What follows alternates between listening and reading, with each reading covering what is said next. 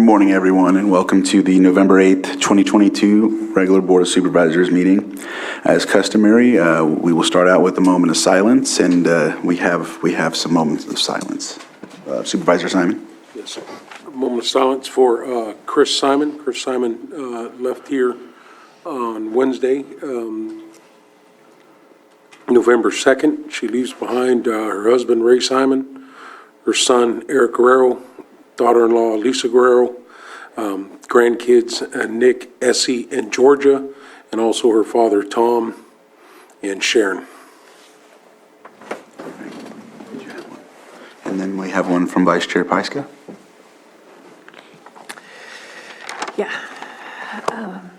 On Saturday night, Carissa Ramirez, and was known as Carissa Taylor for many, many years, was killed in a car accident, Clear Lake Oaks, and leaving behind two children, young children. Supervisor Sabatier. And in the area of Clear Lake, on September 13th, Jesse Cabana went missing. He had mental illness, a lot of worries of where he may have gone and where he was, and even with working with law enforcement for over a month. It was unfortunate that this past Friday, I believe it was last Friday, that his body was found, and he had passed away. And just want to hold his family and his friends in our hearts today.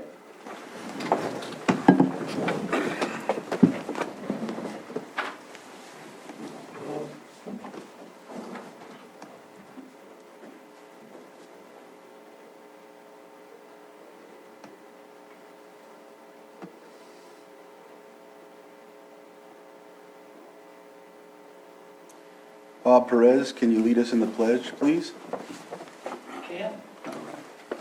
Pledge allegiance to the flag of the United States of America and to the republic for which it stands, one nation, under God, indivisible, with liberty and justice for all.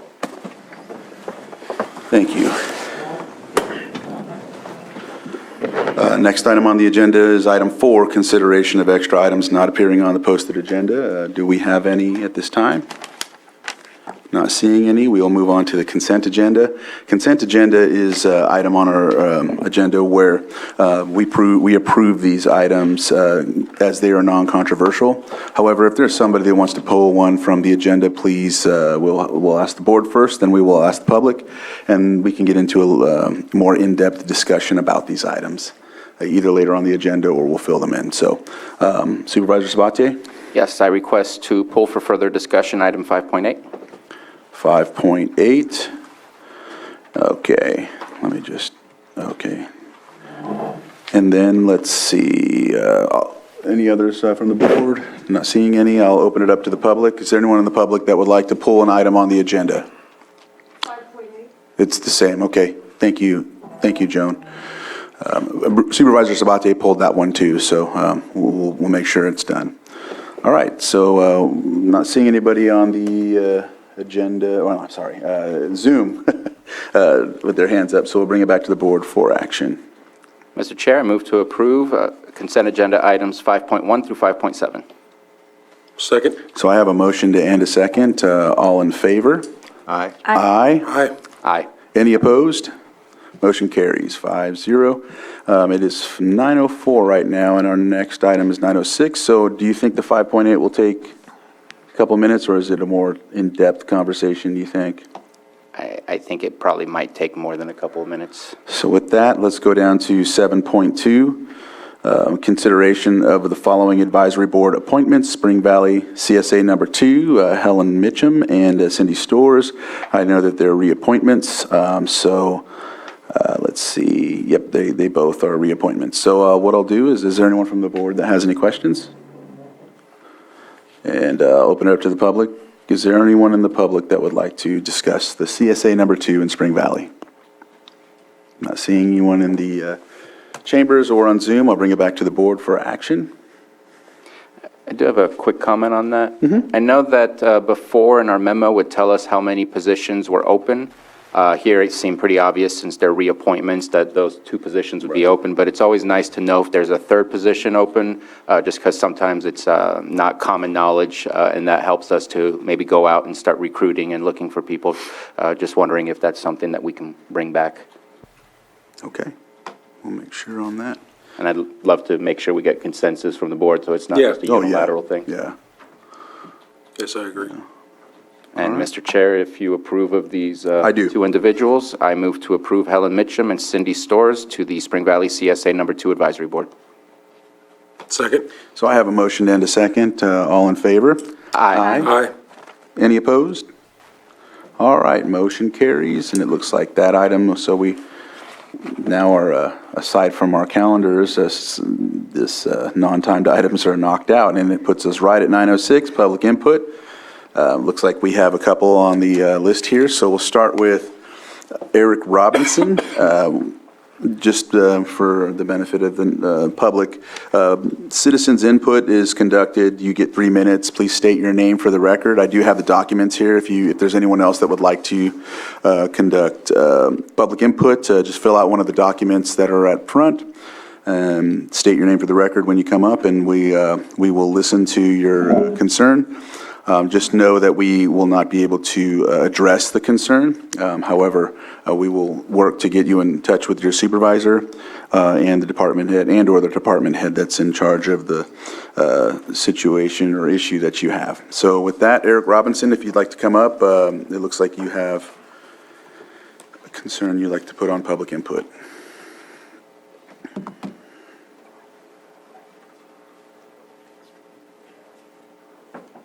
Good morning. Can you state your name for the record, please, sir? My name is Eric Robinson, Okay. and I moved here to Lake County in 1946. And I have 120 acres on Kelsey Creek, and that's where I moved to in 1946. Kelsey Creek is the largest river going into Clear Lake. Now, if I was to dam it up and not let any water into Clear Lake, I might have a problem with the county, especially if I sold the water to Los Angeles. I've had PG&E on my property since 1950, and I've always had a good relationship with them, and a lot of squabbles, but they were always really straightforward and honest, and we worked things out. And it's been a real benefit to me to have electricity on a farm. And I really appreciate all the work they did for me, and they did a lot of work for me. But at any rate, PG&E is really a state office. It's governed and run by the state of California. And I think the governor has a lot to do with that, or something to say over it. Also, when I moved here, most of the roads were dirt roads, and now they're paved roads. And a lot of that roads have been improved a lot by the state. At any rate, the latest project, or some of the latest projects, haven't been so good. The PG&E's latest tree cutting project has been somewhat of a good idea to have fire breaks. This is really important here in Lake County. I've seen a lot of fires here, and I've lost several houses and buildings. And in the 1960s, our farm burned completely, and we lost a lot of trees due to the fire. At any rate, there doesn't seem to be any county person that has any control over people coming in from outside cutting trees. And this has caused a lot of damage. Now, this is also a problem with the state road department cutting trees. Now, if I want to build some houses on my farm, I have to get clearance for conservation. Mr. Robinson, if you can come to a close, your 3 minutes is up, so if you can finish. Okay, I'm just saying that, what I'd like to say is a lot of the state's road building projects have been a disaster, a waste of money, and not really addressing the people of Lake County at all, or the environment, or the planet. And also their tree cutting Sir, for PG&E. you're way over your 3 minutes, so if you can come to an end. Okay, well, I guess you get the idea of what I'm saying. Yes. But you know, 3 minutes isn't a very long time, and the trees they cut were 300 years old that didn't need to be cut. And nobody from the county addressed this. There was no conservation people out there. Mr. Robinson, you're like over a minute now, an extra minute. And so if we can, Can I- go ahead, Supervisor Pyska. So you did come to the Cauberry Council meeting a few weeks ago for the October meeting, right? At the Little Red Schoolhouse? Okay, I just Yeah. hope you consider the situation before these people come back again next year. Yeah. Well, I just wanted to share with you that the Cauberry Council has a forest stewardship meeting that meets at least a couple Fridays during each month at it's called the Hub office, right next to the post office in Cobb, and I can connect you with the people that are running that meeting, and this is one of the things that's discussed with that group. So that's the Cauberry Council's Forest Stewardship Committee. And I can, if you want to leave your name and your phone number, maybe at the office here, in our admin office, I can get back to you with that information. Okay, yeah, that might be helpful. Okay. All Okay, right, thank you. thank you. And so we have Natasha Robinson.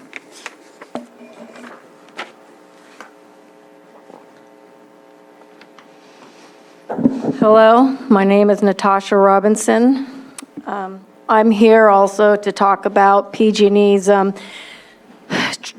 EVM, I guess, project by PG&E. And, you know, we have all these fires and all these problems because of global warming, and it seems ridiculous to me to exacerbate the problem by cutting down trees that are absorbing the pollution and cooling the ground and cleaning our air and making shade. I understand taking out sick trees and trees that are a menace to the wires, but the reality of it is they've cut thousands of trees that are not within the distance of the wires that are extremely healthy. And I know this because I've had an arborist come out and check the trees before they were cut, and they were in great shape. And he said as much. So in a time when we're at crisis because of global warming, why are we removing thousands of healthy trees? And why isn't there any oversight? And why also is there no mitigation? If they're going to take out healthy trees, old trees, big, huge trees with nothing wrong with them, well, darn it, why aren't they going to mitigate what they've done? Where's the balance? I mean, you can't just come up, and these companies from Santa Rosa don't care. You know, this is obviously maybe some buddy chummy thing, I don't know. I mean, conspiracy theories aside, somebody's making a lot of money off of this. And at our expense, at our property expense, at the environment's expense. And where do you guys stand? Are you guys going to back the Cobb, what is it called? The conservation stewardship? Are you guys going to support us? Are we going to see some support from you guys? That's what I'd like to know. We can join all these groups and, you know, be upset about it, but like, where are you guys going to weigh in on this issue? Because this is, like my father said, next year they will be back with more money, more chainsaws, more trucks, and they're going to cut down more trees, a lot of which are going to be healthy trees that would have benefited the environment and our communities and our neighborhoods and the planet as a whole. You guys got to understand, we're in climate crisis. We're burning down, yes, but why doesn't PG&E get the proper wires above our properties instead of cutting and clearing, and you can do this till there's not a tree left, and it still doesn't matter. Debris will blow around because of these incredible winds we got. And now that they've cleared the lines, they've opened it up for strong winds and the bigger trees have been removed. Now the strong winds can toss around these little trees and throw the branches on the wires. It doesn't matter. Cut down every damn tree you want. It's still going to be a problem until they fix those darn lines. When are they going to upgrade their system and save our communities? And we need Right. some support, please, from you guys on this, please. All right, thank you. So the Cauberry Council is a municipal advisory council that advises the Board of Supervisors, appointed by the Board of Supervisors. I attend every one of those meetings. I'm in close contact with that Forest Stewardship Committee. And at the last meeting, when PG&E made their presentation, they gave a phone number for Sal Rodriguez, who, and I'll give you the phone number right now. It's 707-449-5859. You can leave a voicemail for Sal and he'll get back to you. He's the person that you can speak with if you've got questions about the work that needs to be done. He's sort of a community liaison. So I encourage you to attend those forest stewardship meetings and also contact Sal if you've got issues. And, if you don't get anywhere with Sal, you're always welcome to send me an email, but I need to have it from the property owner with the property's address and a detail of the problem. Okay. I mean, I just don't see much change. There's all. But this is just public input. Yes, It's not. Okay. Thank you. All right. Looks like we have another person with public input. Please come to the microphone, state your name for the record, and we'll start at 3 minutes. Thank you. My name is Annie Barnes. I'm co-founder of Sunrise Special Services. And I am here because on July 12th, there was a hearing in regards to a contract with Lake County Behavioral Health. And at the end of that hearing, County Council even stated that it would need to be continued due to give Sunrise an opportunity to respond to comments both by Supervisor Crandall stating that we had some concerns with the contractor, and also a young man, Zachary Ray, who also stated some concerns. This has been laid very heavy on my heart, and we have worked with this county for over 20 years, and not having an opportunity to respond to these comments has really hurt the company and the reputation which we have really worked hard of. And all I need to say is I ask for an opportunity to have a continuation and to respond to these comments that has, I must say, since these comments were made, all I do know is that Supervisor's wife, Crandall's wife, worked for Sunrise and was let go 2 months prior to July 12th. And a young man who came up and made comments of Sunrise's work with the tribal community, I asked the 3 tribes that were involved, that Sunrise had worked with, I received a letter to state of the kind of work we have Sunrise has done. And also, the ex-wife of this gentleman led the grant that Sunrise had written for the 3 tribes that was over $4 million. And it's his ex-wife. So to me, to us, nothing else. Letters were written to both people, to the Board of Supervisors, requesting to have answers, so we have an opportunity to answer to that. And there has nothing been done on that. That's what I'm asking, because it certainly feels like a very personal vendetta. And we want to continue the work we've done in this county and not have this terrible cloud of our reputation and our work continue after all this 4 months. Thank you. Thank you. Is there anyone else that has public input? All right. I don't see anybody on Zoom, so we'll go ahead and close public input and move on to our next item on the agenda. 6.2, presentation of proclamation designating the month of November 2022 as Native American Heritage Month. And Supervisor Simon will go ahead and read this proclamation.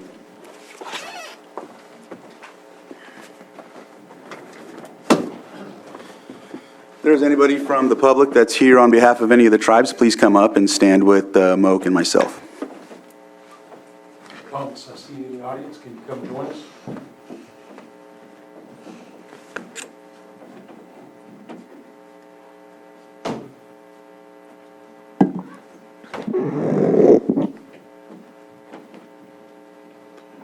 Welcome. Board of Supervisors, County of Lake, State of California. Proclamation designating the month of November 2022 as Native American Heritage Month. Whereas the Lake County has been home to people for greater than 12,000 years, and the richly diverse cultures of the 7 tribal nations indigenous to Lake County. Middletown Rancheria of Pomo Indians of California, Koi Nation of Northern California, Big Valley Band of Pomo Indians, Scotts Valley Band of Pomo Indians, Abemetal Pomo of Upper Lake, Robinson Rancheria of Pomo Indians of California, and the Elam Indian Colony have informed every aspect of our community's history, policies, and practices of the United States and earlier colonial governments deprived indigenous people in the state of California and Lake County, specifically of land holdings, liberty, even life itself. And whereas Native Americans have helped to make our community stronger and more prosperous, on August 3rd, 1990, President of the United States, George H.W. Bush, declared the month of November as National American Indian Heritage Month, thereafter commonly referred to as Native American Heritage Month. The bill read in part that the President has authorized and requested a call upon federal, state, and local governments, groups and organizations, and the people of the United States to observe such month with appropriate programs, ceremonies, and activities. And whereas this landmark bill honoring America's tribal people represented a major step in the establishment of this celebration, which began in 1976, when a Cherokee Osage Indian named Jerry C. Elliott High Eagle authored the Native American Awareness Week legislation, the first historical week of recognition in the nation for Native peoples. This led to 1986, with then President Ronald Reagan proclaiming November 23rd through the 30th of 1986 as American Indian Week. President Barack Obama made a presidential proclamation the 31st of October of each year that each respective November would be the National Native American Heritage Month. We celebrate the richness of the county's unique tribal history and traditions and the impact Native American cultures have had on every American. And whereas the Lake County is committed to protecting the sovereign right of Native American tribal organizations and institutions to strengthen their own communities in observance of Native American Month. The County of Lake encourages all citizens to join in recognizing the accomplishments and contributions Native Americans have made to our county, and salutes those who have sought to honor the important role tribal leadership in our county's past, present, and future. Now therefore be it proclaimed that the Lake County Board of Supervisors declares November National Native American Heritage Month in Lake County, California, passed and adopted on the 8th day of November, 2022. Thank you.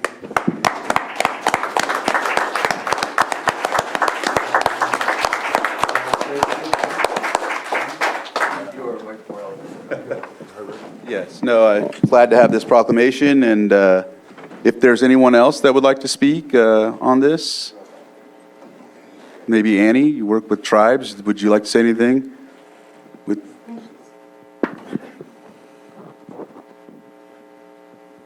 Actually, what a really proud moment. I think we are probably, if not the only county in California that has 2 supervisors, from tribal communities. Am I correct with that?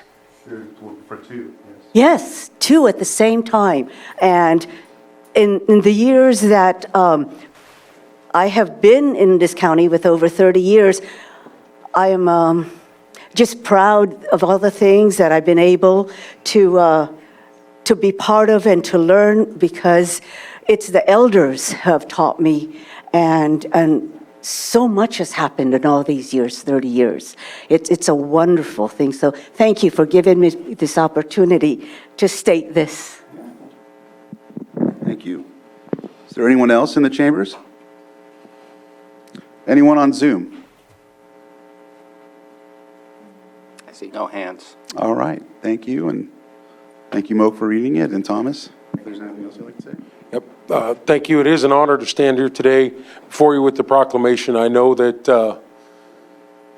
our tribal nations here in Lake County are strong. We completely, dive in and help with our communities around and our neighbors. And, it is, today's a proud day to just be a tribal person in Lake County as we help everybody move forward. We are one as a community, and I hope that our service here as tribal members on this board for Lake County just helps solidify that. So we want to thank everybody for the communication and cooperation here in Lake County. And make sure to, reach out to a tribal friend if you got one, or somebody this month, and just recognize that this is Native American Heritage Month. So thank you. Okay. Can we have one more? Oh, Hand sorry. up. Yeah. There's someone who would like to come on this? Sorry, Mr. Perez. Here you go.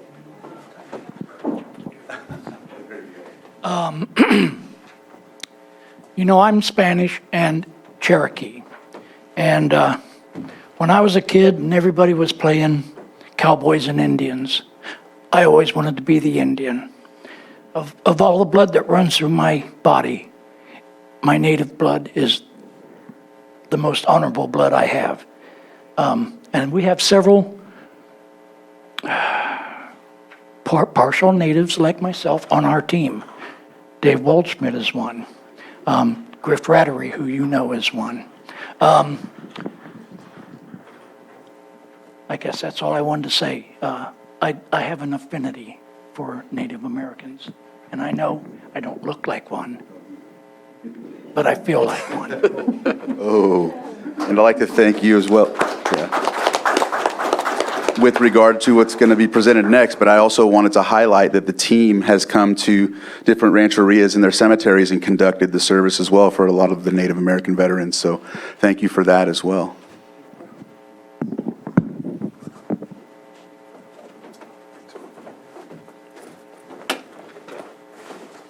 All right. Did we find anyone on Zoom that possibly wanted to? All right. With that, we'll close this item and move on to the next one, which is our proclamation, consideration of proclamation commending the Military Funeral Honors Team of Lake County, and B, consideration of participation in Operation Green Light. Supervisor Sabatier will be reading this proclamation. So before I read the present the proclamation, need to get the approval from the board. Just to give a little bit of background, recently my good friend Bob Hopkins passed away. And at his memorial at the American Legion, I was moved yet again by the Military Funeral Honors Team of Lake County, and recognized the amount of time that I've seen them in my short amount of years that I've been here in Lake County. They've probably made me cry more often than anyone else in my life, for good reasons, to remember the people we love. And they do more than just the funeral honors team. They do a lot for our community. And I walked away from that memorial speaking with Chris Talaferro, who works hand in hand with veterans as well, and said, I need to do a proclamation. I feel that this is a team that doesn't get enough acknowledgement for the work that they do in our community and how important they are to our community. and how many people they touch. And so today is a proclamation that I've worked with Mr. Talaferro to bring to you, and I hope that we get the approval so that we can go ahead and move forward. Part B, by chance, as I was working on this, I received an email from the National Association of Counties. This started in New York State and is now grown to a national phenomenon where on Veterans Day, for the week of Veterans Day, I believe it's from the 7th, so as of yesterday, all the way to the 13th, there's a request to light up our public facilities with green lights, and it's called Operation Greenlight. And the idea behind Operation Greenlight is to put a spotlight on veteran issues, veteran services, and the needs of our veterans in our communities. And so we do have the ability to have our lights on. I've worked with Mr. Ewing. By chance, there was a surprise purchase that was done, so they're ready for us, but I felt it was needed to have an approval from the board if we're going to change the lights on the courthouse, rather than somebody asking and saying Supervisor Sabatier made that happen. I think it would need approval from us. So today, asking for approval for Part A and also approval for Part B, and look forward to the approval. All right. So the proclamation, do you want to just read that, or? That's the next item, 6.4. Oh, okay, okay. Well, I'm on 6.3, okay. I was confused at first too, but Okay. Supervisor Simon, did you have something? we figured it out. No, I was thinking we had approved this in the consent agenda, but I understand now we did not. All right, okay. All right. It's a little different today. Okay. So Operation Greenlight, any comments about that? I'm pretty much in support of it, so. All right, I'll open it up to the public for any comments on this. Not seeing any, I'll bring it back. As I'm seeing on Zoom, there's no hands up, so I'll bring it back to the board for its action, right? Mr. Chair, I move to approve the proclamation commending the Military Funeral Honors Team of Lake County and approve the participation in Operation Greenlight. All right, Second. so I have a motion and a second. All in favor? Aye. Opposed? And motion carries. And our item 6.4 is presentation of proclamation commending the Military Funeral Honors Team of Lake County for their endless and thankless support of our military veterans and their families. And Supervisor Sabatier will be reading this proclamation. And if Mr. Perez and his team can please come up for recognition, that would be great.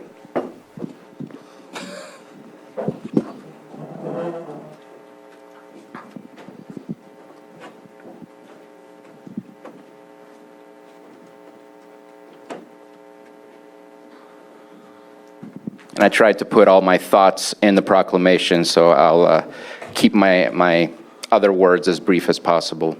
But thank you so much for being here today. And again, thank you for what you do, not just for veterans, but their families and to our community. I find your service to be very special. Proclamation commending the Military Funeral Honors Team of Lake County for the endless and thankless support of our military veterans and their families. Whereas in May 2001, the Military Funeral Honors Team of Lake County was certified as a provider in the Department of Defense Military Funeral Honors Program. And whereas the Military Funeral Honors Team of Lake County provides a 3-volley rifle salute, the playing of the taps, and the presentation of the flag to the next of kin, which is usually where I start crying, is the taps and the flag, by the branch of military the veteran was in. And whereas in the last 21 years, this one's amazing, the Military Funeral Honors Team of Lake County has provided over 1,750 funerals for the veteran community of Lake County. Whereas the Military Funeral Honors Team of Lake County has participated for over 1 decade in the Clear Lake Flag Ceremony in Austin Park for both the raising of the flag around Memorial Day and the lowering of the flag around Veterans Day. And whereas the Military Funeral Honors Team of Lake County is made up of volunteers, all veterans of the Armed Forces of the United States. And whereas the Military Funeral Honors Team of Lake County provides their services without soliciting donations, but they do take donations if you offer. Whereas the Military Funeral Honors Team of Lake County offers numerous services for the community at large, such as the posting of the flag for schools, carrying the flag in parades, and so much more. Whereas the Lake County Board of Supervisors recognizes the sizable veteran population in the county and their vast contribution to our nation, all the way down to our communities. And whereas that sizable veteran population only emphasizes the importance of the role that is played by the Military Funeral Honors team of Lake County in recognizing our veterans and their families both in celebration and in mourning of our deceased veterans. Now therefore be it proclaimed that the Board of Supervisors of the County of Lake recognizes the vast contributions of the Military Funeral Honors team of Lake County for their unconditional support of our local veterans and their families during the most trying of times in recognizing their service and their courage. Passed and adopted this 8th day of November 2022 and signed by our chair.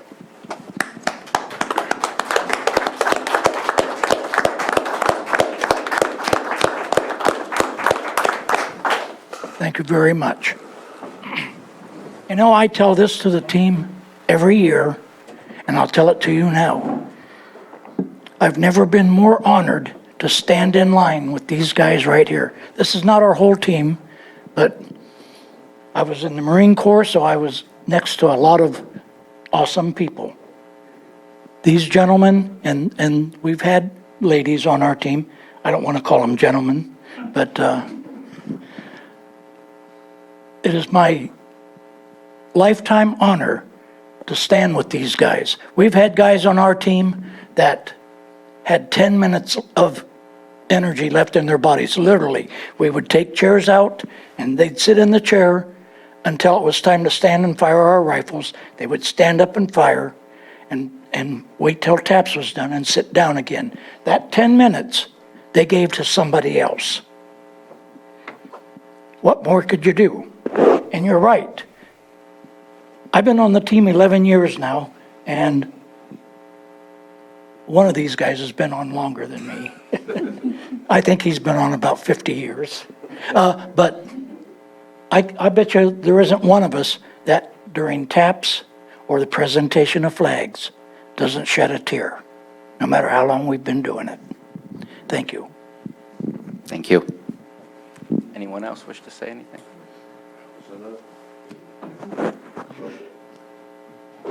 Thank you so much.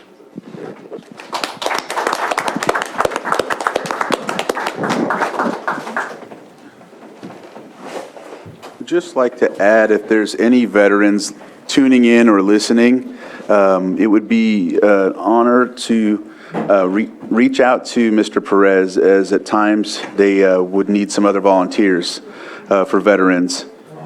Just wanted to give that shout out. I know Bob's asked me before, and so I'm gonna have to set up some time to work with him, get back up to par. It's been a while since I've worked with the rifle, and so and anybody else that's a veteran, it would be it'd probably help some of these gentlemen out. I'll call them gentlemen, and I think it would be very well welcomed. So, is there anyone else that has? I see some people that would like to speak. Please come up to the microphone.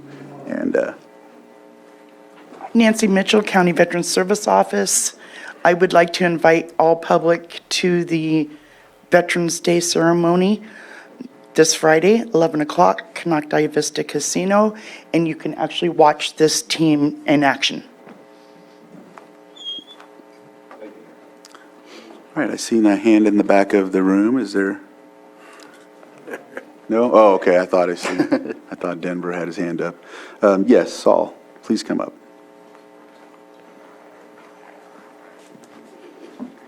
Good morning, Board, and everyone else present. My name is Saul Sanabria, Veteran Service Officer for this beautiful county. And words really cannot describe the level of time and effort that goes into each and every one of those moments where this professional team makes the honor of presentation of flags and everything else, the respect that each and every one of the families and members of the community deserve. Without going any further, all I can say is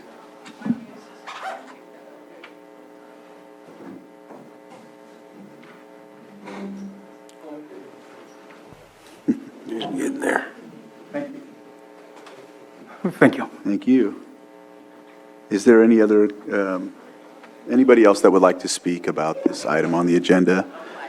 Hearing none or seeing no hands up, I'll bring it back to the board. It looks like Supervisor Sabatier would like to say something. And similar to the Veterans Day event, also, I know on November 15th, the lowering of the flag in Clear Lake will be occurring. Unfortunately, it will be happening on a Tuesday, so I will not be able to be there, but that is a beautiful ceremony as well.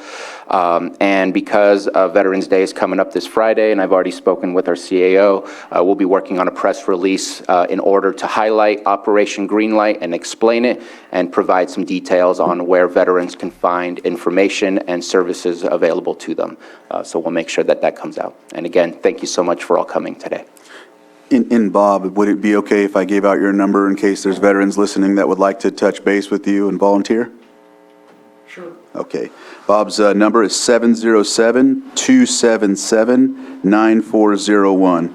Again, reach out to Bob as a veteran and offer your services. We all were trained the same way when it comes to the rifles and conducting this ceremony. So thank you again.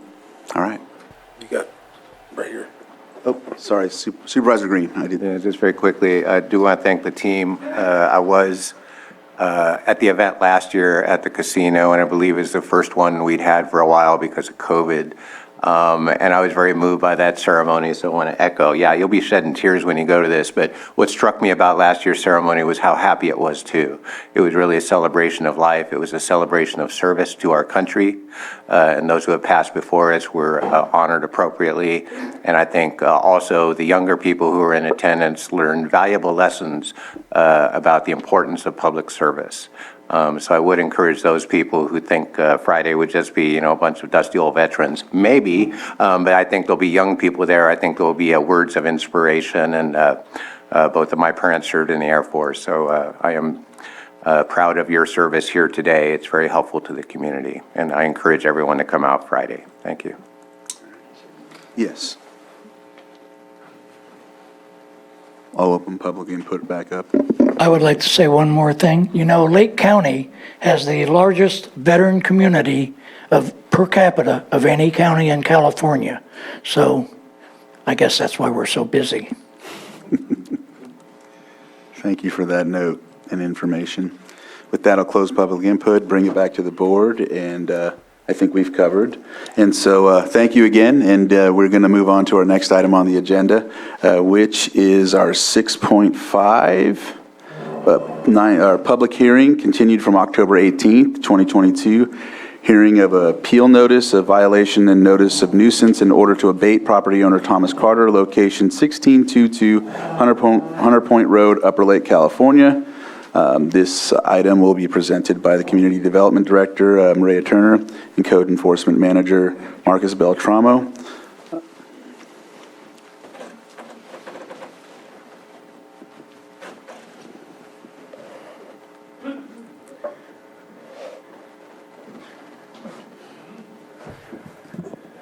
Good morning. Morning. We are ready to present today. However, I wanted to bring it to the board's attention that the representative for the appellant did ask for another continuance. She's rather under the weather by the sound of her voicemail. I seen that, and I know it's in my district. I'm okay if it doesn't pose any issues in regards to hearing or notices or anything like that. I would ask Anita Grant if that would be a possibility. It shouldn't pose a problem. Okay. If, is there a date? Is there a date in mind? I don't believe a date was given by the appellants as to when they'd be available. We'd obviously like to move forward with this as soon as practical. Perhaps 2 weeks, because she also noted that she's experiencing flooding near her house due to the rain, so we might want to wait for her to dry out a little. So maybe the 22nd? So we do have another appeal scheduled for November 22nd at 9:30. If the board wishes to hear two possibly in-depth appeals on that date, we don't have an issue with that. Two of us aren't going to be here on, oh wait, the That's the 22nd, yeah, we 50, will. yeah. Yeah, okay. Right. I'm fine with that. Do we feel that's possible? I know we have I think another one today too, so, yeah? You okay with that? Okay with that, yeah. Yeah, I'm okay with that. All right, so we'll go ahead and 10:30, does that conflict, Johanna? We're going to need a motion, correct? 9:35? So for the appeal that we scheduled for November 22nd at 9:30, that could be something that could be at length, depending on the appellant. So 5 minutes may not be sufficient time, as the appellant may want to advocate his case and his issues during the appeal. And I think it'd be prudent to schedule appropriately. All right, that works. Okay. And so what I'll do is I'll open up to the public briefly to ensure that if there's anyone that was here to speak on that or anything of that nature. And I'm not seeing any hands. Oh, there is. Joan, would you like to come up, state your name for the record, and we'll hear your concerns.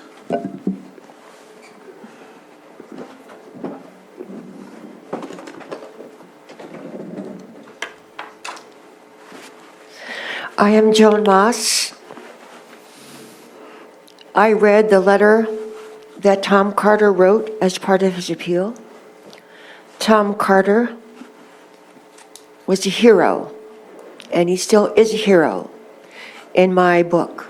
I just want you to know that time has passed. Prices for the permits have increased, but he helped many, many people to rebuild after the fire.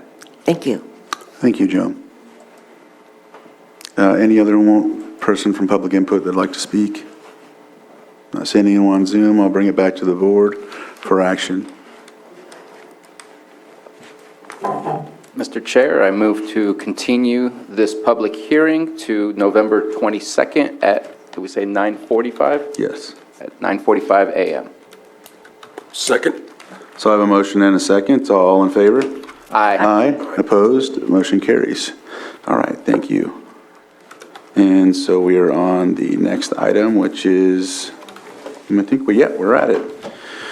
So our 9:45 is consideration of appeal of Planning Commission's denial of major use permit UP 20-90 and initial study IS 20-109 for 1.18 acres of mixed light cannabis cultivation, applicant Cresta Properties LLC, 6267 Kelsey Creek Drive and 6245 Gold Dust Drive, Kelseyville, APNs 007-013-22 and -23. And with that, we'll give the floor back to you, Director Turner. Thank you. This appeal is before you today because at the Planning Commission, the commissioners were unable to make a motion to take action. Ms. Grant, 1 second. Go ahead. I'm sorry about that. Testimony under oath. Okay. And so you should do that first then. Okay, Johanna, can you please conduct that, and then I'll. With your right hand raised, do you solemnly swear that the testimony you are about to give will be the truth, the whole truth, and nothing but the truth? Yes. Okay. Can I interrupt? I think there's some people in this room that will want to testify and maybe make comments, because I know I saw some of them in our Planning Commission, so I want to make sure that we're asking everyone on Zoom and everyone in the public that if they wish to testify. Not sure that that was made clear. Yeah. Okay. There is Richard Deerham, if you'd like to, if you can conduct that one more time. If you're here on this item, please stand, raise your right hand, and we'll conduct the one more swear-in for that. Oh, there they are. All right. Okay. So do you solemnly swear that the testimony you're about to give will be the truth, the whole truth, and nothing but the truth? Yes. I do. All right.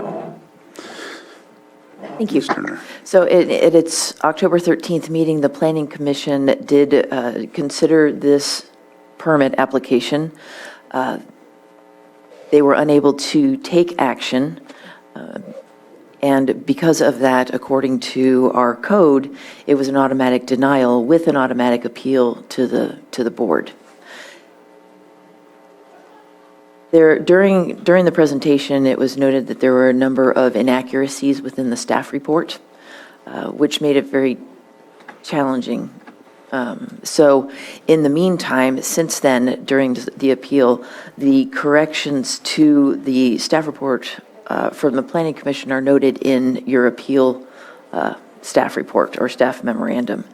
We are ready to present today if it pleases the board.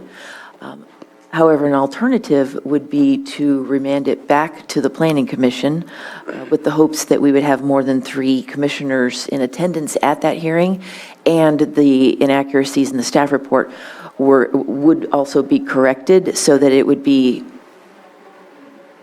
a much better presentation for them to consider at that time. Vice Chair Pyska? I think it's appropriate for it to go back to the Planning Commission and go through the process, so I hope that that's what we can do today. Yeah. Supervisor Green, then Supervisor Simon? I would generally agree, except I don't have any assurance that we'll have a full planning commission at the next hearing.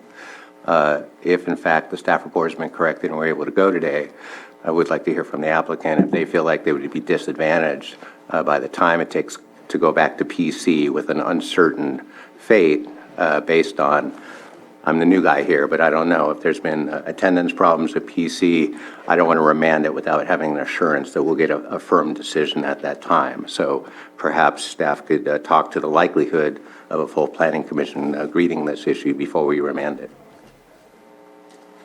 Supervisor Simon? I would agree that I think remanding it back to the Planning Commission is the place it needs to go, so they have that opportunity. So those are my thoughts on it. Supervisor Sabatier? I appreciate that that is the option that we're given, as I think that is the option that should have happened in the first place if you don't have the appropriate information to deny or approve something with not a very clear picture of what the project is or what the impacts are, that the applicant needs to be given a fair opportunity to be given the right information, and that the Planning Commission gets to make those decisions. I think that that's the right place to put it back into. Had hoped that it would have been a continuance from the Planning Commission, but I think that this does exactly what should have happened in the first place. So appreciate that option. We will definitely make an effort to reach out to the planning commissioners to confirm their attendance. However, we can't make them be there, so. Right. Just to add to that, these policies for the Planning Commission would help to get those. We've been talking about that for quite some time, and we're looking at ensuring that they might want to revamp those, because there's nothing basically holding them to an attendance factor in that document. So, Ms. Grand, I don't know if you wanted to add on that, but. I'm sure Ms. Turner can speak to this too, but the Planning Commission's already considered updates to the bylaws, and those will be coming back to your board for review and consideration shortly. All right, thank you, Ms. Grant. They reviewed a working draft of the bylaw amendments at their last meeting. The final draft is going before them on the November 17th meeting, and will come to your board directly after that. All right, thank you. All right. Does that help for assurance? All right, I'll open it up to some of the folks that are here. Would that be ideal? If there's anyone that would like to speak on this that's here, that swore in, please come up to the microphone. And if not, I'll look on Zoom. I don't see any hands up. Because I know that, Mr. Green, you had a request to see if there's anyone here that would, you mentioned something along the lines of... Well, just if the applicant was present, if the applicant was here and ready to proceed and we were ready to proceed, I would say, yeah, we could kick it back, but we are fully entitled to review this to the best of my knowledge. If the applicant is here and is fine with the continuance or remand back to PC, that's fine. But if the applicant is here and ready to proceed, I'd like to hear that. So if the applicant is here one way or the other, we'd appreciate hearing your thoughts on it. All right, sir, come on up to the microphone.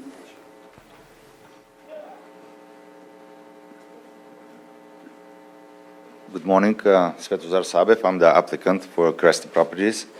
And we're here, but my consultant is not here. And we really appreciate if you can go back to the PC Commission, because I think we need better better review, let me put it that way. And I know that the planning staff, they did really, really good job for the second time. So, I mean, we can go now if you want to, but I think it's really need to go to the PC Commission for the second time. Thank you. Thank you. We can meet the noticing requirements to add this to our December meeting. Okay. All right. If there's not anyone else from the public that'd like to speak, I don't see anyone on Zoom, I'll bring it back to the board for action. Mr. Chair, I move that we return the application to the Planning Commission for their consideration. Second. I have a motion and a second. All in favor? Aye. Opposed? Motion carries. Okay. So that will go back to the Planning Commission, and we'll see at that time how that works. Thank you very much. Let's see, we got our next item, which is, oh, that's at 10:30. Well, we are at 9:55. We have the consent item. Oh, yeah, there we go. So we will go back and conduct the 5.8A, waive the formal bidding process pursuant to Lake County Code Section 38.3, as it is not in the public interest due to the determination that competitive bidding would produce no economic benefit. And B, approve the agreement between the County of Lake and Mountain G Enterprises, MGE, for consulting services related to the development of hazardous tree removal project for the purpose of submitting an application to the state for grant funds, and authorize the chair to sign the agreement. Supervisor Sabatier, you pulled this, and I wanted to see if Director De Leon might be online, or, yeah, I think. Yes, good morning, Board. I am online. I'm unable to turn on my video. It's telling me the host has stopped that. So if you want to entertain a 5-minute break, I'll be happy to come down and present this in person. Or otherwise, I can continue with no video. I think we can take the break. We'll accommodate for that break. So what we'll do is we'll take a break till 10:05, and we'll come back at that time and continue with this item. That's All awesome. right. We're ready when you are, Operation Blue sir. Light, we're starting something. All right, looks like we're back, all back from the break, so we'll go ahead and move back on to our 5.8. Do I have to read it out again? Maybe I should, just because we're coming out of break. This 5.8, I'm sorry, waive the formal bidding process pursuant to Lake County Code Section 38.3, as it is not in the public interest due to the determination that competitive bidding would produce no economic benefit, and B, approve the agreement between the County of Lake and Mountain G Enterprises Incorporated, MGE, for consulting services related to the development of hazardous tree removal project for the purpose of submitting an application to the state for grants, and authorize the chair to sign the agreement. Director De Leon. Good morning. Thank you. Perhaps a little history here. For the past several months, there's been a lot of discussion about an application to the state for hazard tree removal. As you recall, we were successful in obtaining a grant for an emergency evacuation route planning grant for the Soda Bay corridor, but there's been a lot of interest in an overall countywide hazardous tree removal project. We met once with the state, Cal OES. They gave us a little background about the opportunity and the grant funds that are available, and frankly, I thought it was best to bring in a consultant to put a project together. It's a sizable project. There's thousands of trees. We did a rough windshield survey, and I think we came up with about 4,000 trees and growing. And so looked around, talked to a number of different counties. Placer County hired a contractor to do a very similar project with the same funding source. And so I reached out to the agency that this consultant, MGE, and they gave us pretty nice resume about all the things that they'd done. They worked well with Placer County. And so I asked them for a proposal to put a project and a cost estimate together for the purposes of making an application to the state of California, Cal OES, for this project. I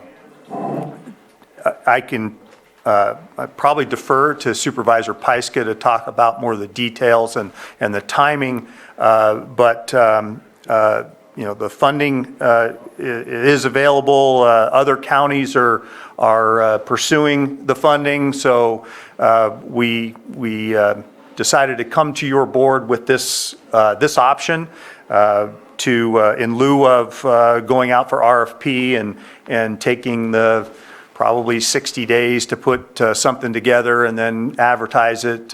We just decided to propose waiving the formal bidding and hiring MGE for this first phase of the project. What would likely happen, and I mentioned it in the memo, is if the county's successful in obtaining the grant, that we would go out for bid or RFP for proposals to put the project together,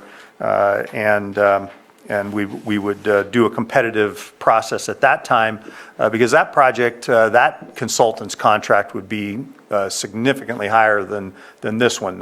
They are proposing a time and materials contract not to exceed $30,000 to put the application materials together. We did some rough estimates with the state. If we had 4,000 trees and the state said that on average it's, you know, you could be up to $3,000 a tree, you know, there's 12 million. So if you use the industry standard adage of 10% for engineering services for contract costs, you know, you're looking at a consultant's contract of 1.2 million. So a sizable contract that would be in the future, but for this phase, it's just making the application to the state Cal OES. And so with that, I'll be happy to try to answer any questions. Supervisor Sabatier? Yeah, no, I agree with the idea of going out to a consultant, making sure we get somebody with the expertise that can go ahead and take a look at the issue that we have here locally with our tree mortality. My only disagreement is the waiving of the formal bidding process. This has been an ongoing issue in the state of California for at least 5 to more years because of the previous drought, where it happened a little bit more in previous years in the counties to the south of us. I would like to see a bidding process in order to ensure that we have the best qualified agency looking at this issue rather than just a lateral coming from Placer County. I believe, and I don't know, there was an assumption that they did their due diligence, but I just want to make sure that we do our due diligence, especially the level of expertise could mean the difference of millions of dollars of what the next step looks like. And so I want to make sure that we have what we believe is the best suited agency to consult and provide a plan so that we're not asking the state for more than we need to or less than we need to. So that is why I disagree with Part A, but definitely agree with the other part of the process for Part B. I'll just point out that we've been having weekly meetings since early July. Is that correct? I think it is, yeah. Yes. Trying to figure out the best way to move forward through this, and with the amount of fires over the last few years and the amount of salvage work, it's been difficult to find contractors. And actually this contractor, this consultant, went dark on us for quite a long time because they were moved over to the mosquito fire for that work. So it is difficult to find these consultants, and time is of the essence. We're now going into the storm season on the mountain, which is arguably more dangerous than fire season. When you look at the amount of hazard trees precariously hanging over the highways and in our public right-of-ways and in our easements. And this is a public safety issue that we have to move quickly on. And once we have this plan developed, you know, we will be able to be going through that RFP process hopefully more smoothly. But it has been difficult to even find this one consultant. Supervisor Simon? Yeah, I've been involved in multiple meetings, on this issue, and clearly hear your concerns, Supervisor Sabatier, but I really think, we've talked about this before as we move through this process of, being able to get in line and be able to make sure that we're prepared when those funds are coming down. So I think this is the way that we need to move forward at this time. As it goes on, obviously, we'll gain the expertise. We just got the ingress and egress, the first grant for Lake County last year, and, we'll be working on that as we move through the next, open season here, which is the spring and fall. So, I'm in support. I clearly hear it. We will go, when we go for the large contract, out to the bidding process, to the RFP. But I think right now, time is of the essence. We've had the multiple meetings when we talked about the numbers that potentially could cost us the $12 million number. Let's just start with that. Say, hey, we really got to get moving here and get us an opportunity, because there is going to be some, maybe potential fronting of funds or something that we need to consider, and we need to be in line to have the best plan to do that. So I'm in support of it. Hopefully as we're moving through all other departments, because we know how tasked you are with many other issues with roads and everything else that's going on, this consultant opportunity is the way to move forward to get done what we think will help us move forward to protect our constituents in the future. So I'm in support of it at this time. Supervisor Green? Yeah, thank you for pulling this. I'm the new kid on the block, so I need to learn RFPs in general, and then to the specific concerns I've heard here. So one, I was stricken that we're even up here at all on a 30,000 contract. That probably has to do, we have a 25,000 threshold for RFPs. Okay, that seems awfully low to me, but we are dealing with it the way it is today. I certainly appreciate the comments about the scarcity of people that would bid on an RFP, even if we put one out. That's true across multiple departments. I know it was a big problem in DSS when I worked there. And the expertise of this particular consultant is laid out very nicely on page 5. They have very recent experience, including here in Lake County. But in the findings that we're going to make, assuming we all agree to go, I didn't see a need for speed exemption that would allow us to waive competitive bidding. So is there a need for speed exemption? And again, I'm not familiar with our ordinance. You cited a 38.3, couldn't find that. But I know we passed an ordinance about a year ago that kind of clarified what we would put out to bid and how we would do that. So definitely going to support this moving forward. I just want to make sure we do it with appropriate findings. I'm not aware of a need for speed exemption. So thank you. Ms. Grant, did you have something, or no? I thought you were. I believe that it's one of the criteria that can be considered in terms of not in the public interest under 38.2, and that's in Article 2 under purchasing of the county code. The complete site wasn't provided in the memo. I think it's just commonly referred to as 38.2, but your board determines what criteria and factors you consider in determining not or whether it is not in the public interest. So I think all of those types of factors can come within your board's consideration. Thank you, Ms. Grant. And we did pass a local emergency 6 months ago, so this is urgent, and it does need our attention. Supervisor Sabatier? Yeah, just a clarification with what Director De Leon said. Did you say 10%? Has that changed? I thought it was 25% from the state for the Cal OES program. No, he's talking about the. No, I was talking about a engineering fee. project. I was trying to give you an idea of the scope of what the consultant's contract may be, should we be approved by the state of California for grant funds. Gotcha. If we use a $12 million project, the engineering typically is about 10% of your construction costs. So, using that standard, the contract that we would be procuring for for the management of the project would be roughly 1.2 million. So that's where those numbers came into. Those were completely separate from the grant funds and what the state requires for local match and all that. That was completely separate. That's where I got confused. Thank you for the clarification. All right, so I'll go ahead and open up to public input on this item. If anybody would like to speak on this, I see we have someone. If you'd like to come to the microphone, state your name for the record. There's another person too, so come up to the microphone, state your name for the record. I'll start your 3 minutes and we'll go from there.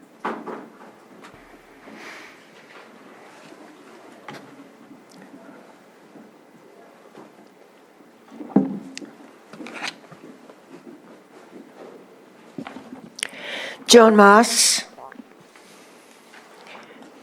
I've looked at this and I've studied it. Under the Freedom of Information Act, I want to have all public information about PG&E's Enhanced Vegetation Management Program. This is not about PG&E. I know. And what I'm telling you is that the general public, such as me, are going to get confused over the hazardous tree removal and PG&E's program. If I could just continue what I'm saying, please? Sure. I get 3 minutes, right? And the names of the contracted companies for removing trees along Wildcat Road, Loggers Unlimited, MGE. If the trucks that say MGE are subcontracted under PG&E, why is Lake County now drawing up another contract for more work? What is happening to our letters of complaint? And I'm glad that we do have a place to bring them now, Ms. Peiska. We do have a place to complain. And what is the name of the lawyer the county hired 3 weeks ago through the county counsel's office under a $50,000 ceiling? I have a document that I mentioned a couple weeks ago, and this is online on the website of Lake County Public Health, thanks to your influence. You found it. Community experiences and perceptions of geothermal venting and emergency preparedness in Lake County, California. This is already published. You can look it up on the Lake County Health Department. November 2012. There are other problems besides the drought that are in Lake County. And before you get a contract going, I want you to read this document, 51 pages. It's called a CASPER. It's put out by the Public Health Department and the CDC. Ray Rominsky, Karen Tate. Very important information about Lake County venting and methane and induced volcanic action of the geysers. This is facts that have not been brought out to the public. And I think that the public should be aware of everything that's documented before they apply for a grant. Thank you. Thank you. I'm just going to clarify what it is we're talking about today. By all means.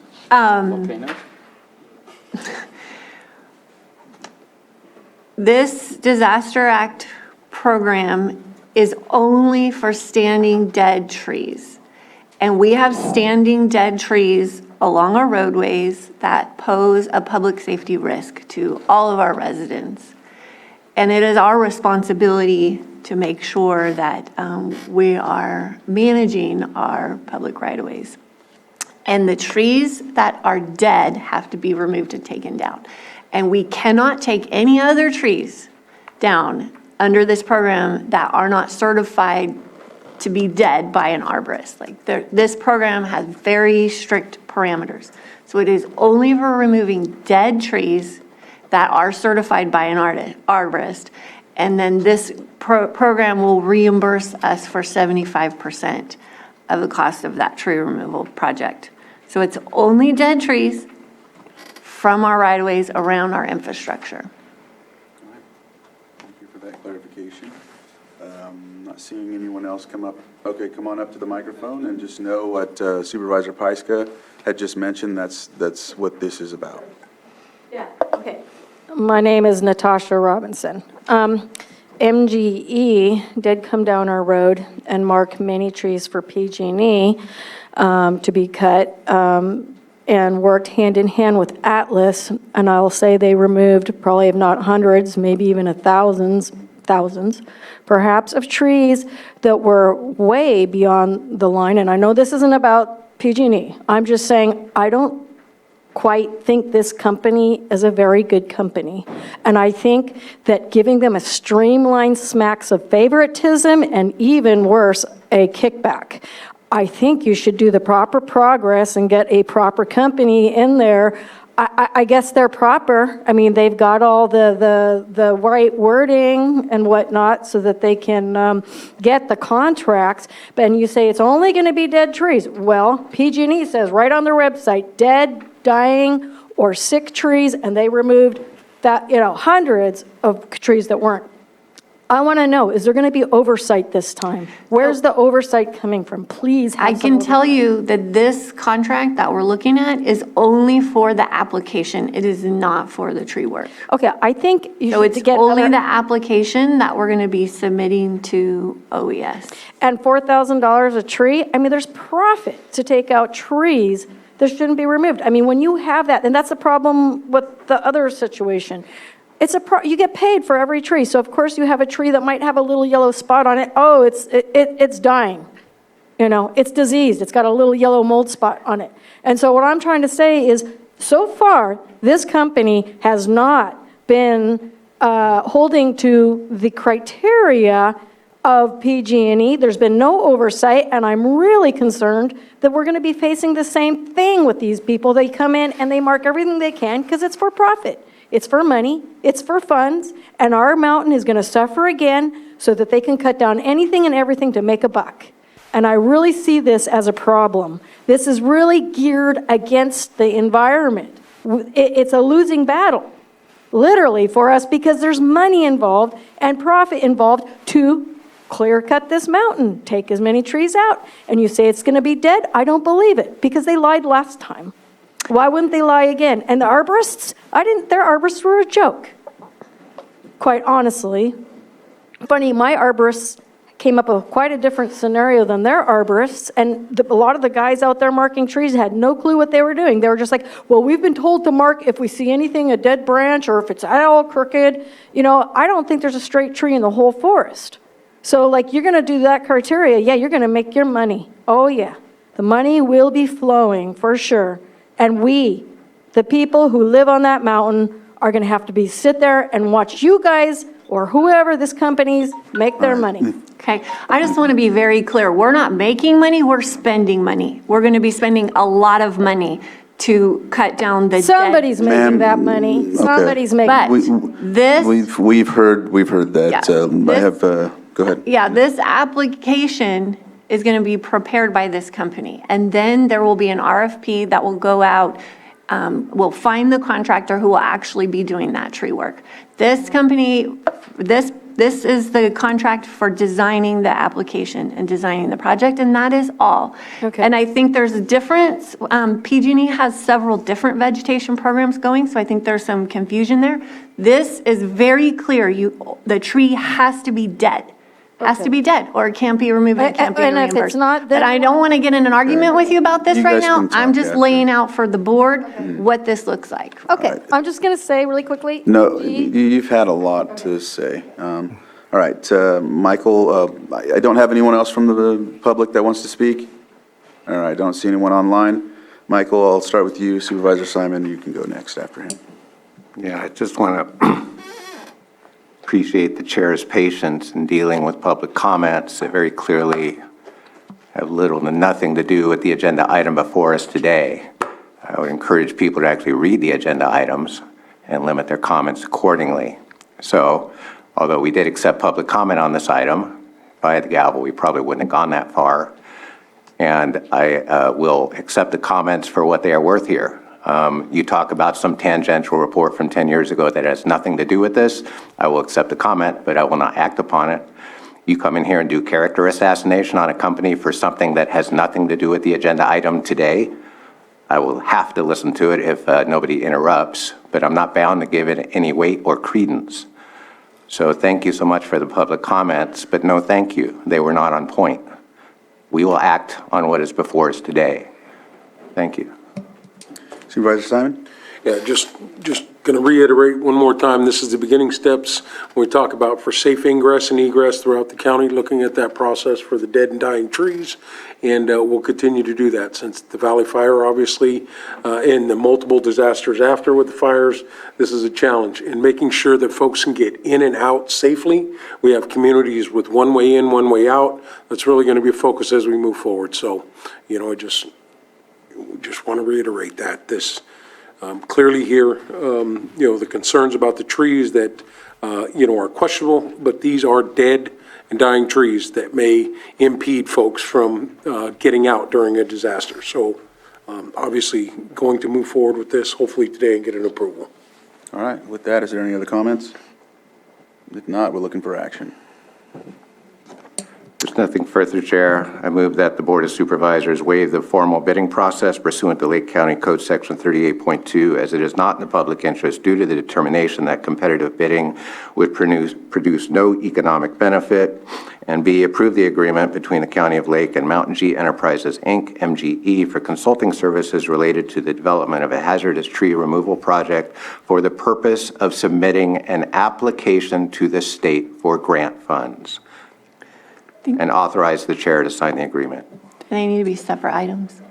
Okay. One at a time? Yeah, but usually it's the supervisor who brings the item. In the district. Just in the district, yeah. But, okay, So are we doing separate items, Anita, or is it one?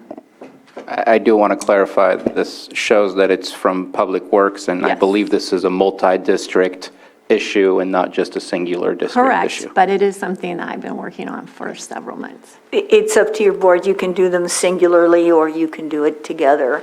If you do it together, obviously there's a risk someone will agree with only one part. Right, that is my concern. I'll withdraw my motion. Thank you. all right. And so, looking for action. Mr. Chair, I move that we waive the formal bidding process pursuant to Lake County Code Section 38.2. It is not in the public interest due to the determination that competitive bidding would produce no economic benefit. Second. So I have a motion and a second. All in favor signify by saying aye. Aye. Aye. Opposed? Nay. Motion carries. Mr. Chair, I move that we approve the agreement between the County of Lake and Mountain G Enterprises, MGE, for consulting services related to the development of a hazard tree removal project for the purpose of submitting an application to the state for grant funds and authorize the chair to sign the agreement. Second. So I have a motion and a second. All in favor? Aye. Aye. Opposed? Nay. Motion carries. Thank you very much. Thank you. Director De Leon. All right. Let's see. So I think we are at, what's that? Oh, that's right. We have 5.6. So I'm going to reopen the consent agenda, and I think I'm going to need an action for that. I move to reopen the consent agenda, Second. which was the 5.1 through 5.7. Yes. Second. And so I have a motion and a second. All in favor? Aye. Aye. Opposed, and motion carries. And with that, it looks like we have to open 5.6. Is there something else I need to do in that, or can I just open 5.6, Ms. Grant? You can open 5.6, but if you're removing it from consent in order to have that discussion, you have to go back and reapprove the remaining ones, which would, as Supervisor Sabatier indicated, eliminate 5.8. You've just addressed that. Okay. And eliminate this one. All right, so approval of the consent agenda first and foremost, and if there's anything to be pulled, Supervisor Sabatier? Obviously, we're pulling 5.6, and I move to approve items 5.1 through 5.5 and 5.7. So I have a motion, Second. and I have a second. All in favor? Aye. Opposed, and motion carries.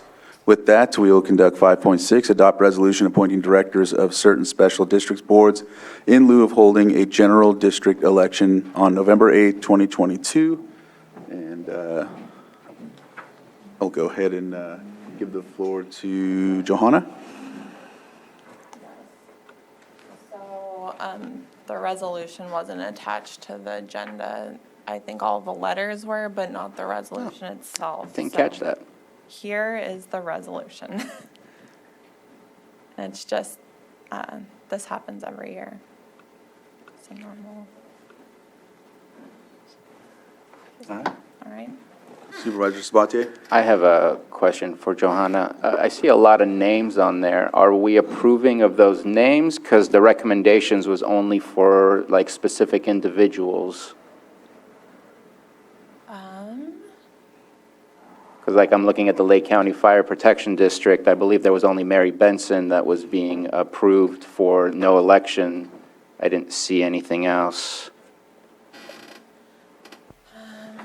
At least in the recommendation coming from that board.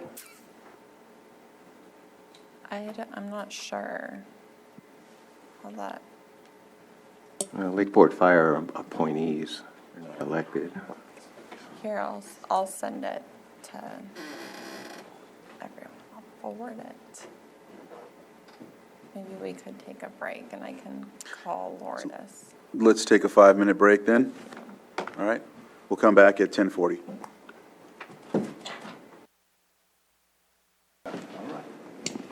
I think we're ready to get back into session here.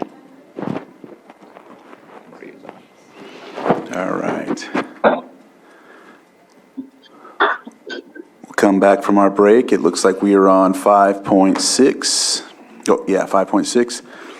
Read it one more time. Adopt resolution appointing directors of certain special district boards in lieu of holding a general district election on November 8th, 2022. And Johanna and Maria, I will open the floor to either of you. Hi, this is Maria, Registrar of Voters. How are you? Good morning. Good morning, Maria. The resolution that Anita approved as to form are the people that went through the process of filing their declaration of candidacy. And then the people on the memo if you notice on the resolution, there's a couple of blank spaces for certain districts. These are the recommendations from the districts that if the board approves them, then these people will be also appointed in addition to the ones on the resolution. So those names will need to be typed onto the appropriate district. So for instance, Kelleyama County Water District, if you go to section or letter K on the resolution, the second page. All right. We have the two people that, like I said, went through the process of filing their declaration of candidacy.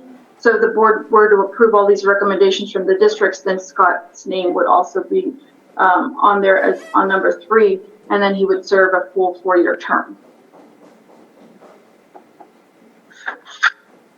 All right, thank you for that. Supervisor Sabatier. Just a question for Ms. Grant. So since the names are not on the resolution in our motion, do we have to spell out exactly the additions to or as recommended by the special districts? What would be the best way to do so? Because the names from the recommendations that we have from the special districts are not on the resolution currently. And so I feel like we need to add do we just say as recommended by all the special districts, or do we have to go by district, by name? I would recommend that you specify who's being added to the resolution under which district, just so that the record is clear. Okay. Thank you for that. All right. Supervisor Green. Yeah, just a quick question. I guess the record would be clear if we narrated it, but as far as the resolution itself not being available in the packet and now the proposal to make some additions, are we under a hard deadline to adopt this resolution today on or prior to Election Day, or can we just clean it up and bring it back next week?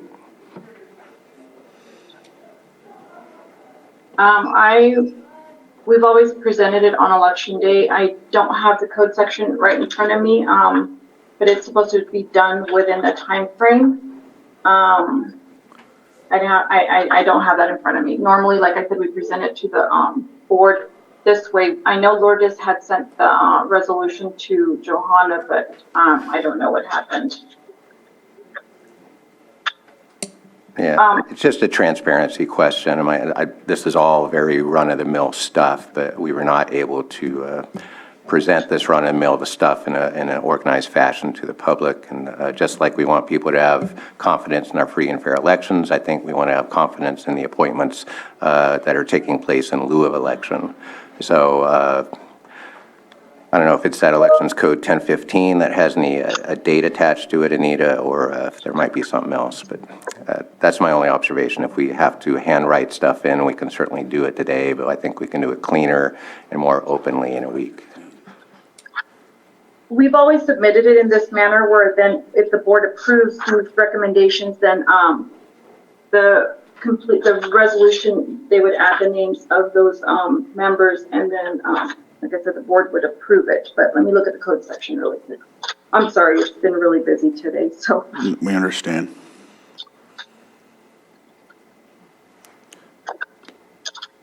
And as we're waiting for that, I'm going to open it up to the public briefly. So if there's anyone from the public that wants to speak on 5.6. No one in the chambers wants to speak, and I don't see any hands up in Zoom. I will close public input at this time, bring it back to the board while we're continuing to research some of these specifications and Okay, sections. I'm sorry. Oh, no, by all means. I don't know if Mrs. Grant has access to this code section, but just that we can concur. 10515 says, if a petition signed by 10% of the percent of voters, 50 registered, has not been presented to the officer conducting the election, he or she shall submit a certificate of these facts to the supervising authority and request that the supervising authority at a regular or special meeting held prior to the Monday before the first Friday in December appoint to the office or offices the person or persons. So I guess we could bring it back next Second. Tuesday, The 22nd, you said? or next Tuesday, the 14th. It would have to be the 22nd. We won't have a full board. We'll have 3 board members here next week, if that's possible. But if we could do It next says week. prior to the Monday before the first Friday in December. But it's, I think Ms. Grant said that we could possibly do it next week. So I'll look at the board if we have, okay, we will do the 22nd. Okay. Register of Voters of Valdez. Does that sound okay? Yeah, that's fine with me. So what do I need to give to you again? So I think we'll be looking for, go ahead, Supervisor Spock. If I may give it a shot, I think just the addition of the names that are recommended by the special districts onto the resolution so that the resolution we approve is transparent as to exactly what is being approved rather than kind of trying to put it together ourselves. Personally, I'm willing to move forward with that today, but if the rest of the board allows to wait, then that's fine with me as well. Okay, because like I said, in the past, we've never added the names. It's always been the board, clerk to the board adds the names once the board approves the recommendations. They just type them into that section. But if you're, okay, I can go ahead and add those names. Supervisor Simon? Yeah, I'm the same as Supervisor Sabatier. I'm prepared after the conversations we've had today and to move forward. So I'm good either way. If we want to move forward today, I'm good with that. But if it looks like we have a majority that's willing to move forward today. So is there anyone, I know that there's anyone else that has any comments about this? All right, if anybody's willing to move forward today, or if we want to postpone it till the 22nd, I'll leave that to whoever makes the motion, and we'll go forward from here. So, Mr. Chair, I'm going to try to do this correctly as Ms. Grant offered for us to do. I offer the resolution with the addition of Scott Hopkins to letter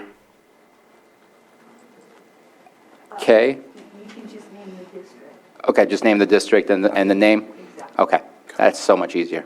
So I offer the resolution with the addition of Calliope County Water District Scott Hopkins for a 4-year term, Canocti County Water District Aduri Barber for 4-year term, Upper Lake County Water District Richard Simandi 4-year term. Villa Blue Estates Water District, Gary Pierce, for a 4-year term.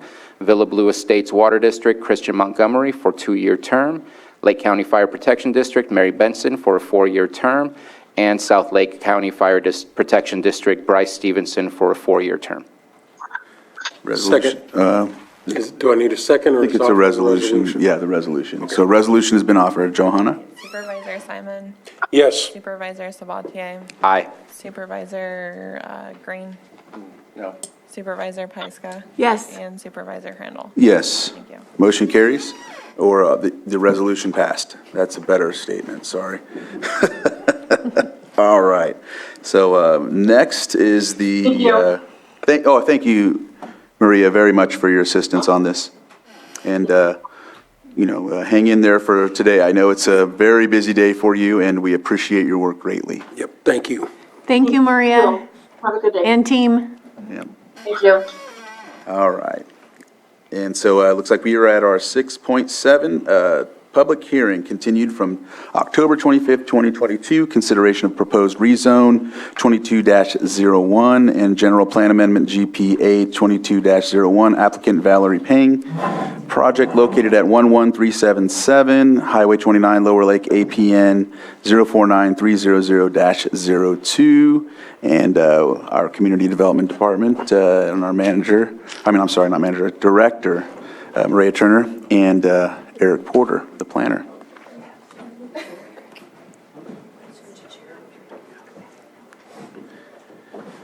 Hello again. Hello.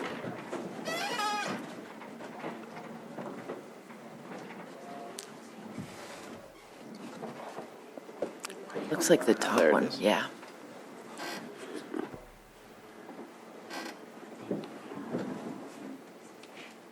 The item we're bringing before you today is consideration of a proposed rezone and general plan amendment, taking the property in Lower Lake, which was formerly the Bikram Yoga Studio. It's currently zoned C3, and this rezone proposes changing that single parcel to C2. I will hand it over to Eric Porter to present the project. Thanks, Maria. Good morning, Supervisors. As Director Turner indicated, this request for a rezone originally came before the board on October 25th, continued until November 8th. Next slide, please. So the property itself is about 6,100 square feet in size. It's zoned C3, and the entire area around it on this side of the highway is also zoned C3. There are existing C3 uses adjacent to the subject site. In a moment, I'll show you why the site is awkwardly positioned. There's no direct highway access to the site. Next slide, please. That shows you a zoning map. The white arrow depicts the 6,100 square foot lot. The lot's currently developed with a 2,000 square foot building that would be used to sell retail cannabis. Unfortunately, it's requiring several properties that you have to pass by in order to get to this facility. And the properties are developed with, I would say, heavy commercial uses, for lack of a better word, auto repair, mini storages, truck yards. And so the site itself, to staff, seemed very unlikely to support a rezone. Next slide, please. So this is a more accurate depiction of just how you get to the site. You have to go on Clayton Creek Road. There's no direct highway access to the site. And again, you have to pass through several other properties on a shared access easement in order to access this 2,000 square foot C3 zoned building. Next slide, please. So there's some differences between the service commercial district and the general plan, and this would require a general plan amendment versus the community commercial district. There are a few similar uses that are allowed in both districts. However, for the most part, they support different types of uses. C3 service commercial is intended for heavier commercial uses such as auto repair. Many storages are allowed. The types of uses that you don't generally find in the community commercial district, which are intended to support more pedestrian, bicycle, and community commercial type uses for neighborhoods, whereas the C3 zone is not that. It's intended for heavier commercial uses. Next slide, please. So regarding the zoning ordinance, this project represents spot zoning, and that was clear to staff, especially when you look at the overall zoning map. This would be a very different category of zoning amidst C3 zone. The project we found has potential to create incompatible uses. Project has unknown traffic consequences, and I'll get to that in just a moment. Retail cannabis tends to generate a lot more trips than, say, an average pharmacy. Next slide, please. So again, spot zoning, any use allowed in the C2 commercial district could locate at this site. Applicant has indicated that they want to sell retail cannabis. I'm told there are other retail cannabis outlets in Lower Lake already. I have not been to them, I haven't seen them, and so I can't confirm their existence other than anecdotally. Potential impacts to existing C3 service commercial establishments are unknown, and that could have to do with anything from traffic to compatibility of uses, lack of pedestrian amenities leading to that site, and so forth. Next slide, please. The traffic impacts, and I thought this was interesting. I wasn't aware of this when I was doing the research on it, but retail cannabis tend to generate 5 times the number of trips that commercial pharmacies generate. This is from the ITE manual, 9th edition. I don't know where the readings were taken from. It may well be from a metropolis area with quite a bit larger population bases. But the outcome based on these analyses of different sites are that retail cannabis does generate about 5 times the number of trips that a retail pharmacy would generate. Next slide, please. So we had to make a couple of findings at staff level. General plan amendments had 3 specific findings that needed to be made. The project is consistent with the general plan and applicable area plan. Establishment of the use will not be detrimental to the health, safety, morals, comfort, and general welfare of persons residing or working in the neighborhood, and that the project will not result in significant adverse environmental impacts. We were not able to make findings in support of 1, 2, or 3 due to spot zoning, unknown compatibility with existing uses, and unknown traffic impacts associated with the general plan amendment and rezone. Next slide, please. Rezones actually require 2 findings be made. They're similar. Applicable provisions and policies of the code, general plan, and ordinance and any approved zoning or land use plan that the project conforms with those, and that the project will not result in significant adverse environmental impacts. We were not able to make those findings. Next slide, please. A CEQA analysis was done, however, because staff is recommending denial, denial decisions do not require a CEQA review. If the board decides to approve the rezone and general plan amendment, then a CEQA evaluation would be necessary. We would need to evaluate such things as traffic impacts associated with not only retail cannabis, but any potential use that were to be considered for a C2 zoned property. Next slide, please. On July 14th, the Planning Commission voted unanimously to recommend approval of this application. They had to make 2 findings. One that it was a spot zoning, and that 2, sale of commercial cannabis at this location would be for the greater good of the community. General plan and rezone do not guarantee the only retail cannabis sales occur on this property, and the impacts are unknown. Next slide, please.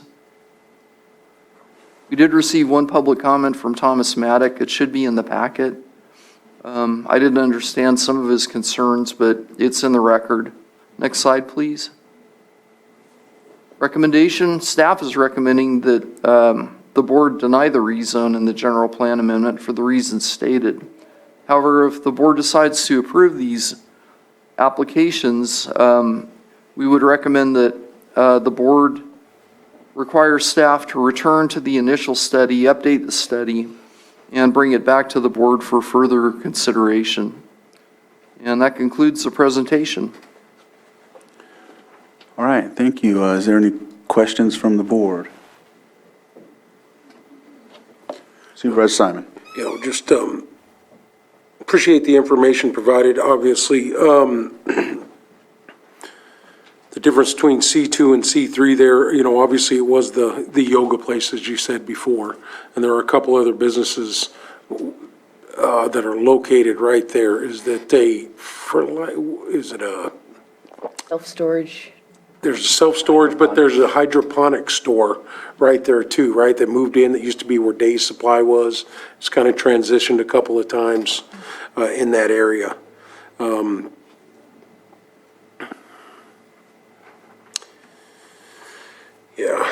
The spot zoning is where I have the trouble with it, where we're putting these spots, all over the place. I think there are opportunities. I think you made a statement earlier that there are other cannabis stuff in Laurel. I know of one that's approved just past the school. I don't think it's open yet. I think it's still in construction in that area. And there may be a potential of another one from what I've heard from concerns of a community member, but that hasn't made it through the process yet. So at this point, I'd like to hear the conversation for the rest of the board, but the thing that really, for me, I can't get over is the spot zoning issue we've talked about for that. So that makes it a real challenge from my point of view. If I might add a little bit of context, this project had already been noticed to go before the Planning Commission when I started as deputy director and started reviewing staff reports. In general, we strongly discourage any type of spot zoning because it presents land use conflicts going forward. As planners, we don't just look at the proposed use that's in front of us, we look at proposed uses going forward, because as you know, things come and go, uses change. I am aware of the land use conflicts that are presented when switching something from service commercial, which is appropriately placed sort of out on the fringes because of its higher impacts of noise, odor, things like that. It's placed away from where most of the community shopping activity goes on, which is C2. So that's where you get your retail, either cannabis or just regular retail, restaurants, things where we're expecting more traffic, pedestrian, car traffic, things like that. It's more of a community-centered. And so I was unable to find any reason why we would go against the planning best management practices of avoiding spot zoning entirely. And so that kind of made it a little bit awkward because at that point it was already noticed and I switched the department's position from approval to denial. And so that's why, so it went to the Planning Commission with that recommendation of denial, which they didn't support. And so rezones and general plan amendments come to you for consideration. But that's why this project seems a little stilted, because it kind of changed. It did a whole about-face midstream. Thank you. So I'll go to Ms. Grand. I think you turned on your microphone. I did, thank you. Just in terms of what the case law says on this issue, let me just, if I may, just read a quick excerpt from a court case. The creation of an island of property with less restrictive zoning in the middle of properties with more restrictive zoning is spot zoning. Spot zoning may or may not be impermissible depending upon the circumstances. It may be justified if there is a substantial public need. So while it's not absolutely illegal, your board would be looking for a substantial public need in order to justify spot zone. Thank you. And so what I'll do is I'll go to Vice Chair Pyska, Supervisor Sabatier, then Supervisor Green. I find the spot zoning really problematic too.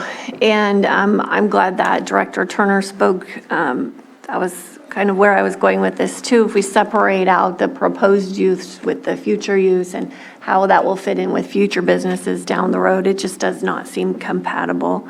And then I don't find that there's a substantial public need for this particular business in this spot. Supervisor Sabatier? So I appreciate the conversation. I know I watched the videos of how the Planning Commission deliberation went on, and I will share that it's distracting to know what potentially will be there rather than really focusing at what can C2 offer as far as a whole. Because C2 also could be a restaurant. And looking at right next door to it, there's I wouldn't even call it a truck yard. That's a construction yard that's preparing for some very heavy-duty type of work. Right next door, creates dust, creates noise.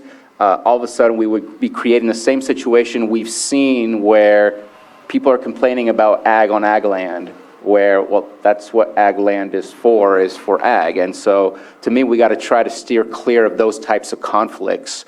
I know in speaking with Director Turner, C3 is noisier and just, it's meant to be a working area, while C2 is meant to be an enjoyable area that you can go visit, like a downtown type of situation where that's a very,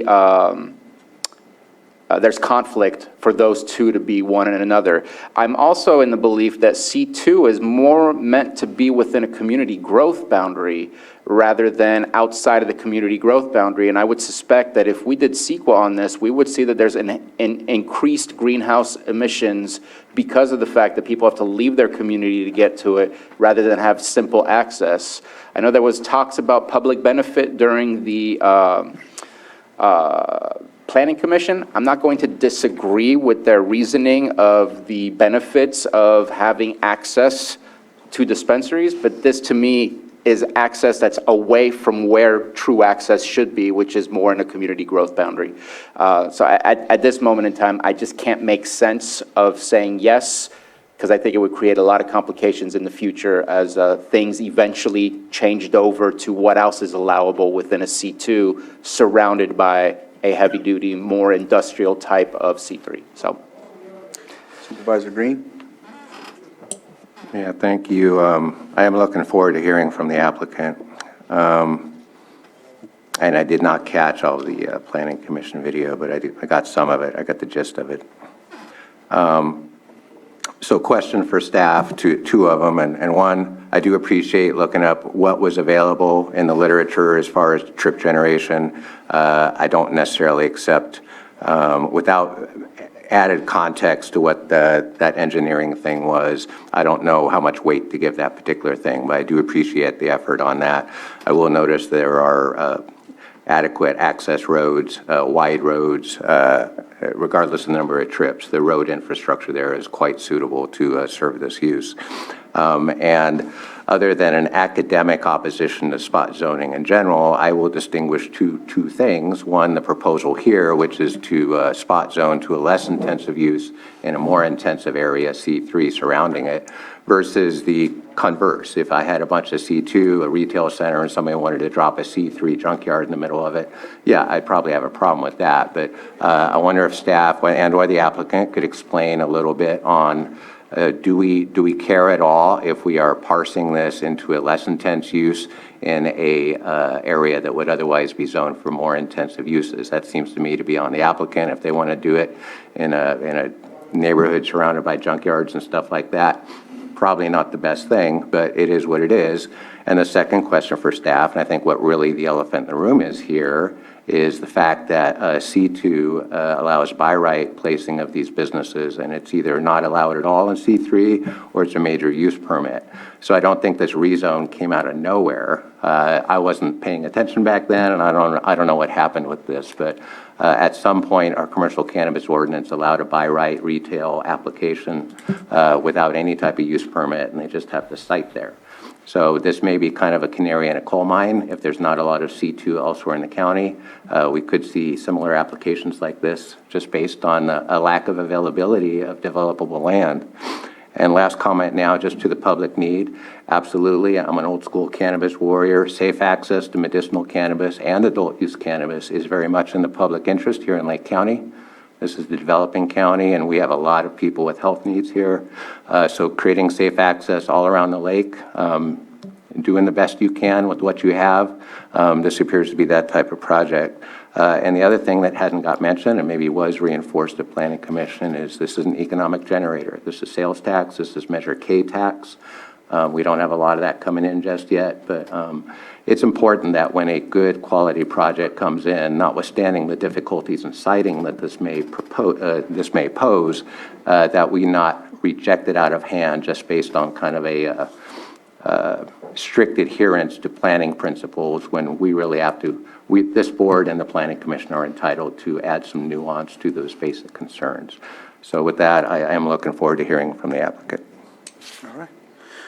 Was there anything that you wanted to address in his, in Supervisor Green's comments? I kind of caught a couple questions in the comments. The first one being, does the department care about spot zoning as far as a less intensive use? Absolutely. We care very much. As part of the review for the project, we take a look at rezoning. And, you know, rezoning can happen pretty straightforward as a process if, say, let's say this property wasn't in the middle of C3, but was rather adjacent to C3, but had C2 around it, no problem. We can work with that. It's only when it creates that little island, because to address maybe number 2, I don't remember which one the elephant in the room was. It was either 2 or 3, but to address the elephant in the room is actually not compelling for us as we're doing an analysis of the project, because we're taking a look not only at what the applicant proposes, but all the other uses that could be for C2 in the future. Because when, let's say the applicant decides to relocate, let's say they get the rezone, install the retail there, but find that they're not getting the street traffic that they were hoping for because there's less street traffic in C3, and then they relocate. This still remains C2. And so when we're doing that analysis, we're taking a look at all possible C2 uses. The policy development for zoning districts that were appropriate for retail actually is before my time. So I'm still reviewing that, but I'd be happy to get an answer about how it worked out after I do that review. I think that maybe other members of the board would really also be able to speak to that better than I would at this time. All right. Thank you. With that, if there's not any other comments from the board, I will open it up to the public and ask the applicant to come up and speak if there's anything you'd like to state. Ms. Pang?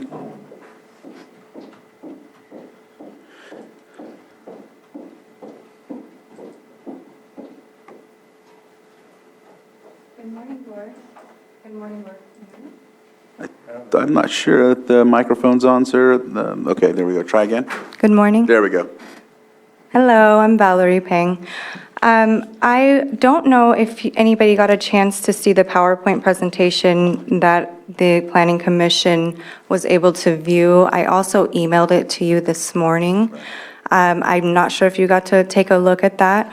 However, I can just kind of briefly go over a few things to try to clear up a few of your concerns. And yeah, so basically I'm representing High Grade Supply Co. We have a team of individuals that have worked really hard to create sustainable cannabis businesses in Lake and Sonoma County. Basically, our company is requesting support from our supervisors. We have businesses in 4 districts now in Lake County. This retail location will actually support 15 cultivations that we currently buy from in every single district in Lake County. So I actually, we're actually asking for your support to vertically integrate into Lake County. Our team owns cultivation, a distribution center across the street from this actual location and processing center. So right now, basically, we do a lot of our brand packaging and things like that at our Sonoma distribution company. We would like to bring that revenue and kind of what we're doing there to Lake County, and if we had our retail location right there, it would make just perfect sense. We basically have, and I have spoken to the department about a few things, is we don't plan on having high traffic, nothing more than what the Burkham Yoga Studio already had before us, and then it was vacant for a number of years. We are going with a integrated delivery model for Lake County to provide even more safe access to cannabis. And we are looking at a model from Berkeley, and now Napa is using as well. Basically, you know, our team has a passion to provide high-grade cannabis. We work very closely with SC Labs, and we have been recommended to vertically integrate to make sure that our companies are healthy with the ebbs and flows of the supply chain. As you know, this year there are many cultivations who are not able to operate and will not probably be able to pay what they need to pay, and the financial economic impact of that is very severe for our community when, in general, Lake County is getting taxes from the cultivations rather than any other cannabis projects. So, I mean, I would like to formally introduce myself. I know I only have a couple minutes, so I don't want to take too much of your time. But I'm currently, and then my position within the cannabis space is very interesting. I am the owner and founder of 4 cannabis businesses, will be 5. 3 in Lake County currently and 2 in Sonoma County, an indoor cultivation, distribution in Sonoma, cultivation here, distribution and processing. Basically, I launched 2 brands 3 months ago. We've been working on them for about a year and a half, and they are now in 20 California dispensaries. Our company, High Grade Supply Co., we have a multi-million-dollar budget. Like I said, we support 15 cultivations in Lake County. We have 7 long-term supply contracts with those cultivations, so we've been supporting them through this, you know, really tough time. And we will continue to try to integrate even more into Lake County for manufacturing contracts with a lot of the bigger outdoor cultivations that are approved. So like I said, I work closely with SC Labs. So I wouldn't say that this is just a one zone, it's not in one district that we kind of, you would feel our ripple in the cannabis industry. Also, I would like to point out that this spot zoning, everything around it is owned by the same owner, and we have the support from all the businesses around it, also including my own business. I own the 12,000 square foot warehouse where we're doing processing and packaging. It would be very easy to deliver our processing and packaging as we deliver to the community. Also, there is, I don't know about traffic implications more than there already is. I think the place right now has about 9 parking spaces, I think, 7 to 9 parking spaces, including handicapped.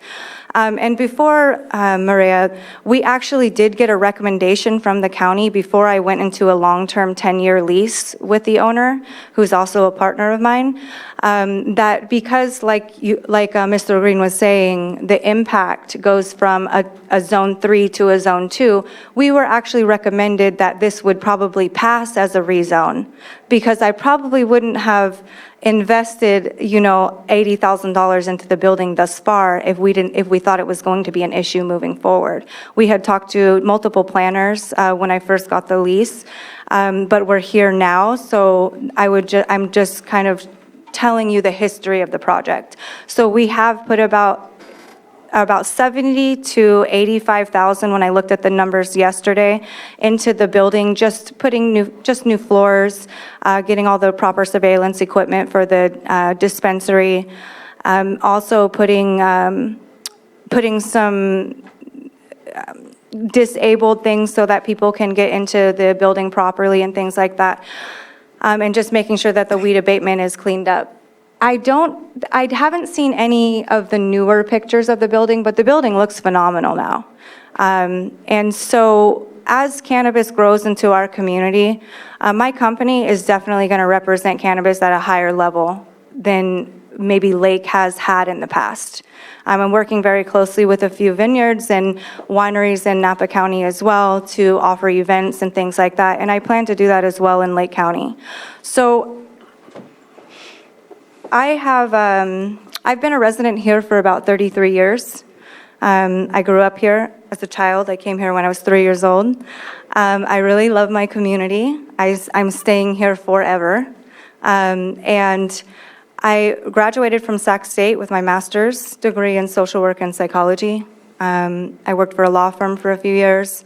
Came back to my own community to work as a professor at Woodland Community College, and moved on to work as a business consultant and medical social worker for the hospital and the community engagement department. I've worked with multiple tribes doing huge grants, economic development projects, including cannabis projects, and I would really like the opportunity to vertically integrate into my own community. I can buy a dispensary license at this moment in Sonoma for $150,000 for a delivery. Due to the market, there has been some really, hard times in the cannabis industry, but what I bring to the table for Lake County and in cannabis and in our community in general is huge. It would be called Lake Herbal Sanctuary.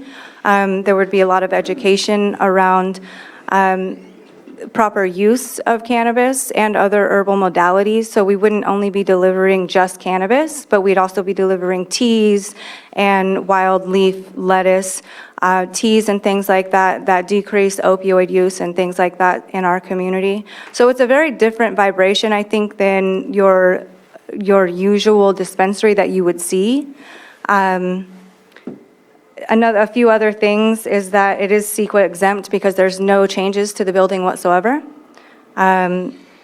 Also, we would increase jobs through the packaging and processing at the warehouse across the street, plus the retail location and the 2 delivery drivers that we would hire. I plan on having 2 Teslas, so it'll also have a less of impact on the community and the greenhouse gas emissions. What else? The project is in line with the state of California cannabis retail goals, as they will be providing grant monies to social equity retail applicants, which I am, which my company is. And they, as a whole, California is supporting more retail to support the industry as a whole, to be able to outlet more of the cannabis so that we can continue our cultivations and things like that. There's also positive socioeconomic factors for our community. As we know, tons of research has been done on safe access to cannabis, and the more access that we have, the decrease in opioid use in our community is. So I hope that you guys take into consideration what the Planning Commission has approved as, voted on the rezone. I think that it's important that we look at the businesses around it. It's a cannabis, there's 2 other cannabis-related businesses already, which is the largest hydroponic store in Lake County, and then my actual distribution and packaging center right across the street as well.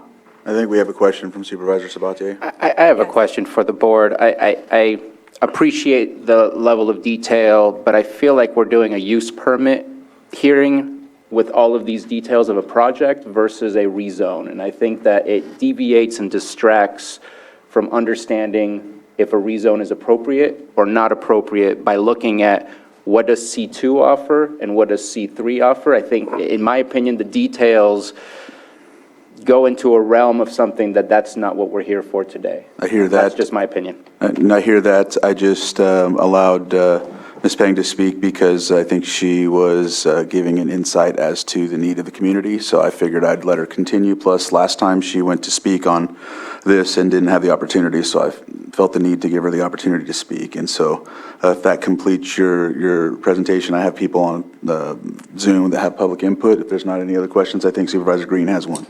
Just a real quick question. When you were researching possible locations, you focused on C2 for a reason, correct? Yeah, C2. I did focus on C2 to find a location. However, I did go to the department, like I said, a year and a half ago, and asked them about the location. And they said because it was decreasing in a zone that it wouldn't be an issue moving forward. And that was, a recommendation that I took seriously. I should have, if there was a lot of changes in the department at the time, and I should have taken it to a higher level, but I did even talk to a director. So I wouldn't have necessarily went into a 10-year lease that I have now with that building. That's my dilemma, because it's not like I can't go, go find another zone. I can go to another district or something like that. I guess that's my question. Did Yeah. you conduct a search, and was there a scarcity of C2 in other areas? There was a scarcity of C2, but there also was a recommendation from the department that it would be okay to rezone. And they did Does that approve. answer your question, Supervisor Green? Okay, thank you. Is there any other questions from the board? All right.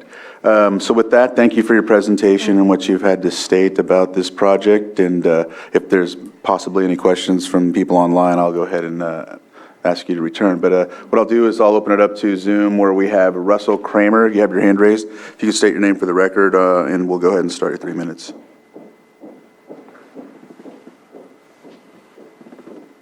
Thank you, Supervisor Crandall. My name is Russ Kramer, and I wrote a letter to you as president of the Lower Lake Community Action Group, which I think you have in front of you somewhere. Yes, we I have. won't go into the whole letter. I assume you have read it all, my comments, but some specific comments and answer a little bit to Ms. Peng. I don't dispute that there is a market in Lake County for cannabis. I'm not speaking against cannabis. This is strictly related to the fact that you're trying to spot rezone a C3 use, which is not compatible with the C2 use. I understand that she has other businesses in the area. I think there's other areas where C2 is available, but I haven't researched that. But the point being that this particular spot is zoned, location in the general area around it is zoned C3, and agriculture to the western. Rural residential north and south of it, and more agriculture. There is C2, I think the closest is in Lower Lake proper, to the north. And of course, Hidden Valley to the south, and beyond that, Milltown. As far as the need, the greater good right here, as I noted in my letter, there's, I think there are cannabis, it seems like a 1 to 5 to 6,000 ratio has worked through the county. Clear Lake, of course, has 3 dispensaries in it. Lower Lake does, as you pointed out, Supervisor Simon, have one that's on the verge of opening. Looks like when I drove by the other day, it looks like they're just about ready to go. That serves the community of Lower Lake. While there might be underserved areas in Lake County, I don't think Lower Lake is one of them. Moreover, the general plan, the area plan that drives the general plan for Lower Lake has not been, it was last updated in 1988. I think we need to be looking at a look at that area plan and then look at the general plan, see where the trend is. There isn't a trend that I can see for C2 in this specific area. And that's what we should be concentrating on, not whether it's cannabis or retail store, a restaurant, or what have you. That's not the question. The question here is that you're doing a spot rezone, which is, in most cases, is a bad thing. It's bad zoning. And I would ask that the board focus on that part of the issue. All right. Thank you for your 3 minutes is up, sir. If you wanted to close on anything else? No, those were the points that I wanted to make to you. All right, thank you. And so I'll continue on Zoom. I see someone has their hand up, but I'll continue with Zoom. It looks like we have Richard Durham. If you can unmute, state your name for the record, and we'll start at 3 minutes. Yes, my name is Richard Durham. Can you hear me? Yes. Yes. So when California made recreational cannabis eligible, one of the things that they did was they allowed counties to opt out. So if you look at a map, we're getting some feedback. I'm not sure exactly what's going on, but we're getting some feedback. So. Oh. Pardon me? Yeah. Okay, we can hear you better now. So more than 50% of the counties do not allow retail sales. And that has put the growers into a real tailspin because they can't get rid of their product in California. I recommend that you do pass this. It's a small dispensary. It has highway frontage. We owe it to the cultivators in the county to have a place for them to be able to sell their product. There are no residential homes next to this. And like I said, it does have a highway frontage, so it would be accessible to a lot of out-of-county people who would be spending money in the county. So with that, I'll let it go. Thank you. Thank you. It looks like next we have CTA LCCOC. If you can unmute, state your name for the record, and we'll start at 3 minutes.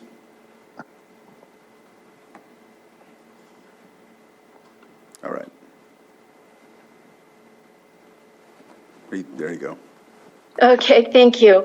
I'm Colleen Lee. Yes, and I am also on the Lower Lake Community Action Group. I just want to reiterate, I hope everybody did read Russ's letter. It is to the point. And once again, I do think that we are getting away from the difference between cannabis and what the rezoning is actually about. I am concerned that the Supervisor Green has not been down there. He hasn't seen the roads. It is not a road per se, it's just a little easement to go in. There is no stop sign at the end of the street. But again, I'm hoping that you guys understand. I do live in the area. So I'm hoping that you do take it under consideration that the spot zoning is wrong. And I would like to also know why the address is Highway 29 and not Clayton Creek as well. But it sounds like with all her other businesses, I'm sure that she understood. She has 4 other businesses, or soon to be 6, I believe. She has plenty of choices within the districts to find another location. Thank you. Thank you. So with that, we have one more hand up. Joan, if you'd like to come up and speak, please come to the microphone and state your name for the record. And after that, I'll close public input. Come on up, Joan.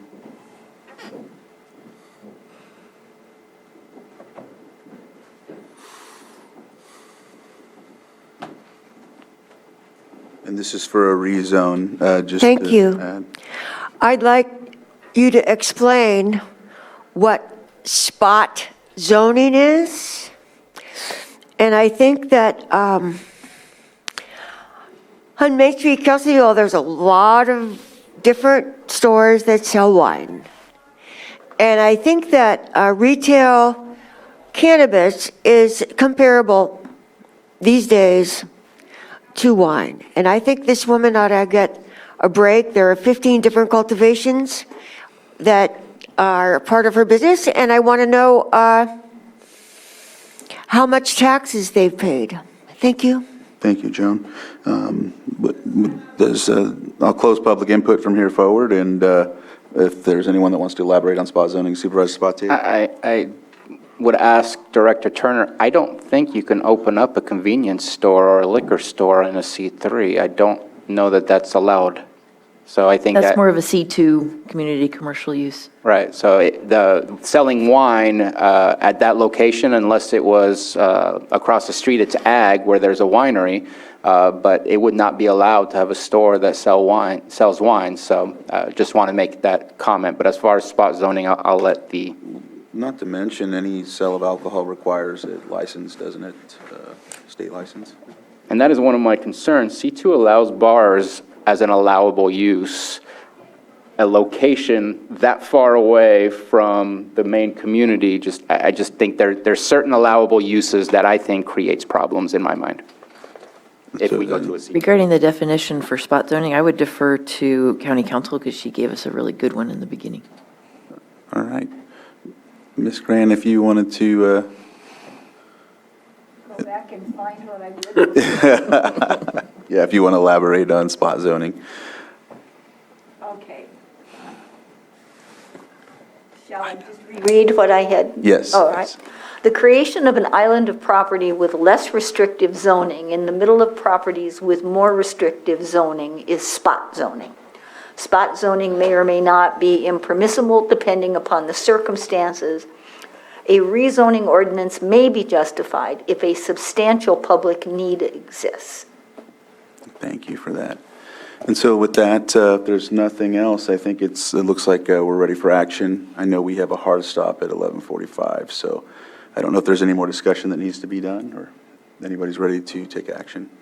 Ready to take action. All right, go ahead, Supervisor Simon. So, Mr. Chair, I move that the Board of Supervisors find that the rezone and general plan amendment, or rezone 2201 and general plan amendment, GPAP 2021, applied for by Valerie Ping on a property located at 11377 Highway 29, Lower Lake, further described as APN 049-300-02, does not meet the requirements of Section 47.22 and Article 19 of the Lake County zoning ordinance, and the rezone and general plan amendment be denied based on the findings listed in the memorandum dated November 8, 2022. Second. So I have a motion and a second. Johanna, can you please conduct a roll call vote on this? Supervisor Simon? Yes. Supervisor Sabatier? Aye. Supervisor Green? No. Supervisor Pyska? Yes. And Supervisor Crandall? Aye. And so the motion passes, and it looks like we'll move on to our break, which is a 11:45 break, but we'll start a little early. Thank you very much, Community Development Director Turner and Eric Porter. With that... Okay, and so just for, thank you for that note. Just to let you know, on 6.8 is a break from 11:45 a.m. to 12:45 p.m. It's listed as a.m., but it's p.m. So we will see you at 12:45 and continue from there forward. All right. Ooh, we're a little past, aren't we? Sorry. We're ready? You said, okay, it looks like we're back, and we were back from our break. I guess it was an included lunch break as well, right? Yes. We had to Yeah, I eat. think so. Okay, so we got... lunch So our 1 o'clock is, we still got 8 minutes, so I think we can cover our calendars. I think we can conduct that because there's not too many other things that we didn't cover. So any volunteers to go first? I will. All right. Vice Chair Pyska, go ahead. So we just came away from a CPUC meeting where Supervisor Crandall and I were on the panel for equity and the Rule 20, and talking about how we could have more local and tribal collaboration with the undergrounding projects. And then tomorrow I have an agenda review, and then home hardening, and then benefit assessment zone meeting with staff. Thursday is the Fire Safe Council meeting. We have our Risk Reduction Authority budgeting meeting was moved from last week to this week. There's a 100 Women Strong meeting. in Middletown that evening, but I'm not sure I'll be able to make it. And then Friday, I'm planning on being at the Canocti Vista event. And then Monday, going to be flying to Anaheim for the CSAC convention and coming back on Friday.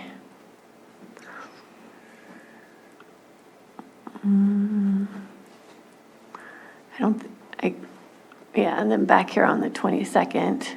But the 21st, I will have risk reduction, forest health, wildfire and forest health task force meetings in Sacramento, but I'll hopefully catch that webinar before we have our risk reduction authority.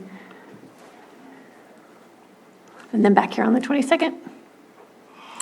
All right. Supervisor Sabatier? Yeah, so what happened last week? I did take part in some Blue Zones meetings. Foods Etc. is now officially the first Blue Zones grocery store of Lake County. Hopefully we'll see more of that. And so just highlighting healthy eating and making that an easy choice and an easy option for those shopping over there. And more to come. With that, I'm expecting that our restaurants are going to jump on board, our school cafeterias, because Canocti Unified School District is also the first school district to jump on board with Blue Zones. So we'll start seeing their Blue Zones logo more and more, and just trying to incentivize healthy eating and healthy activities for better overall health. As we know, we've all been working towards how we can do that, and this is one of those building blocks of the solutions available to us. Also, I actually graduated. They allowed me to graduate from Ag Venture. That was our 4th day. We had a conversation about Chase Water and Olive Press. Jeez, sorry. I don't know how that happened. Go ahead. And so we checked out the olive press that's happening over at Chase Water, a better understanding of how many olive trees were in Lake County, the process, and so on. And then we also had what was not necessarily a new perspective that I've never heard, but definitely a intimate perspective of the experience of our farm workers here. And I think that was well organized and a very good presentation for all of us to listen to and ask questions about. Overall, appreciate Ag Venture. Definitely, to me, as I stated to the team who put it together, which is the Farm Bureau and the California Women's... California Women in Ag. Women in Ag, I knew it ended in A, thank you. And they're putting all of that together, appreciate their efforts for that. And to me, it's all about the details, a better ability to speak of our local agriculture, a greater ability to be a proponent of our local agriculture. So I appreciated the amount of information that I was able to absorb through that. On Saturday, also want to thank all of those who put together, which I'm guessing is mostly our Sheriff's Deputy Association, who put together Shop with a Cop, went out there in support of that. Very well attended, and I don't know the exact number that they fundraised, but they definitely fundraised quite a bit and looking to take care of up to 200 children this Christmas and take them shopping at Walmart. Let's see, what's going on next week? I know I got a cancellation, which I was kind of surprised about because I thought we canceled the last one too. So now we have my Wednesday opened up. LTA PC was canceled.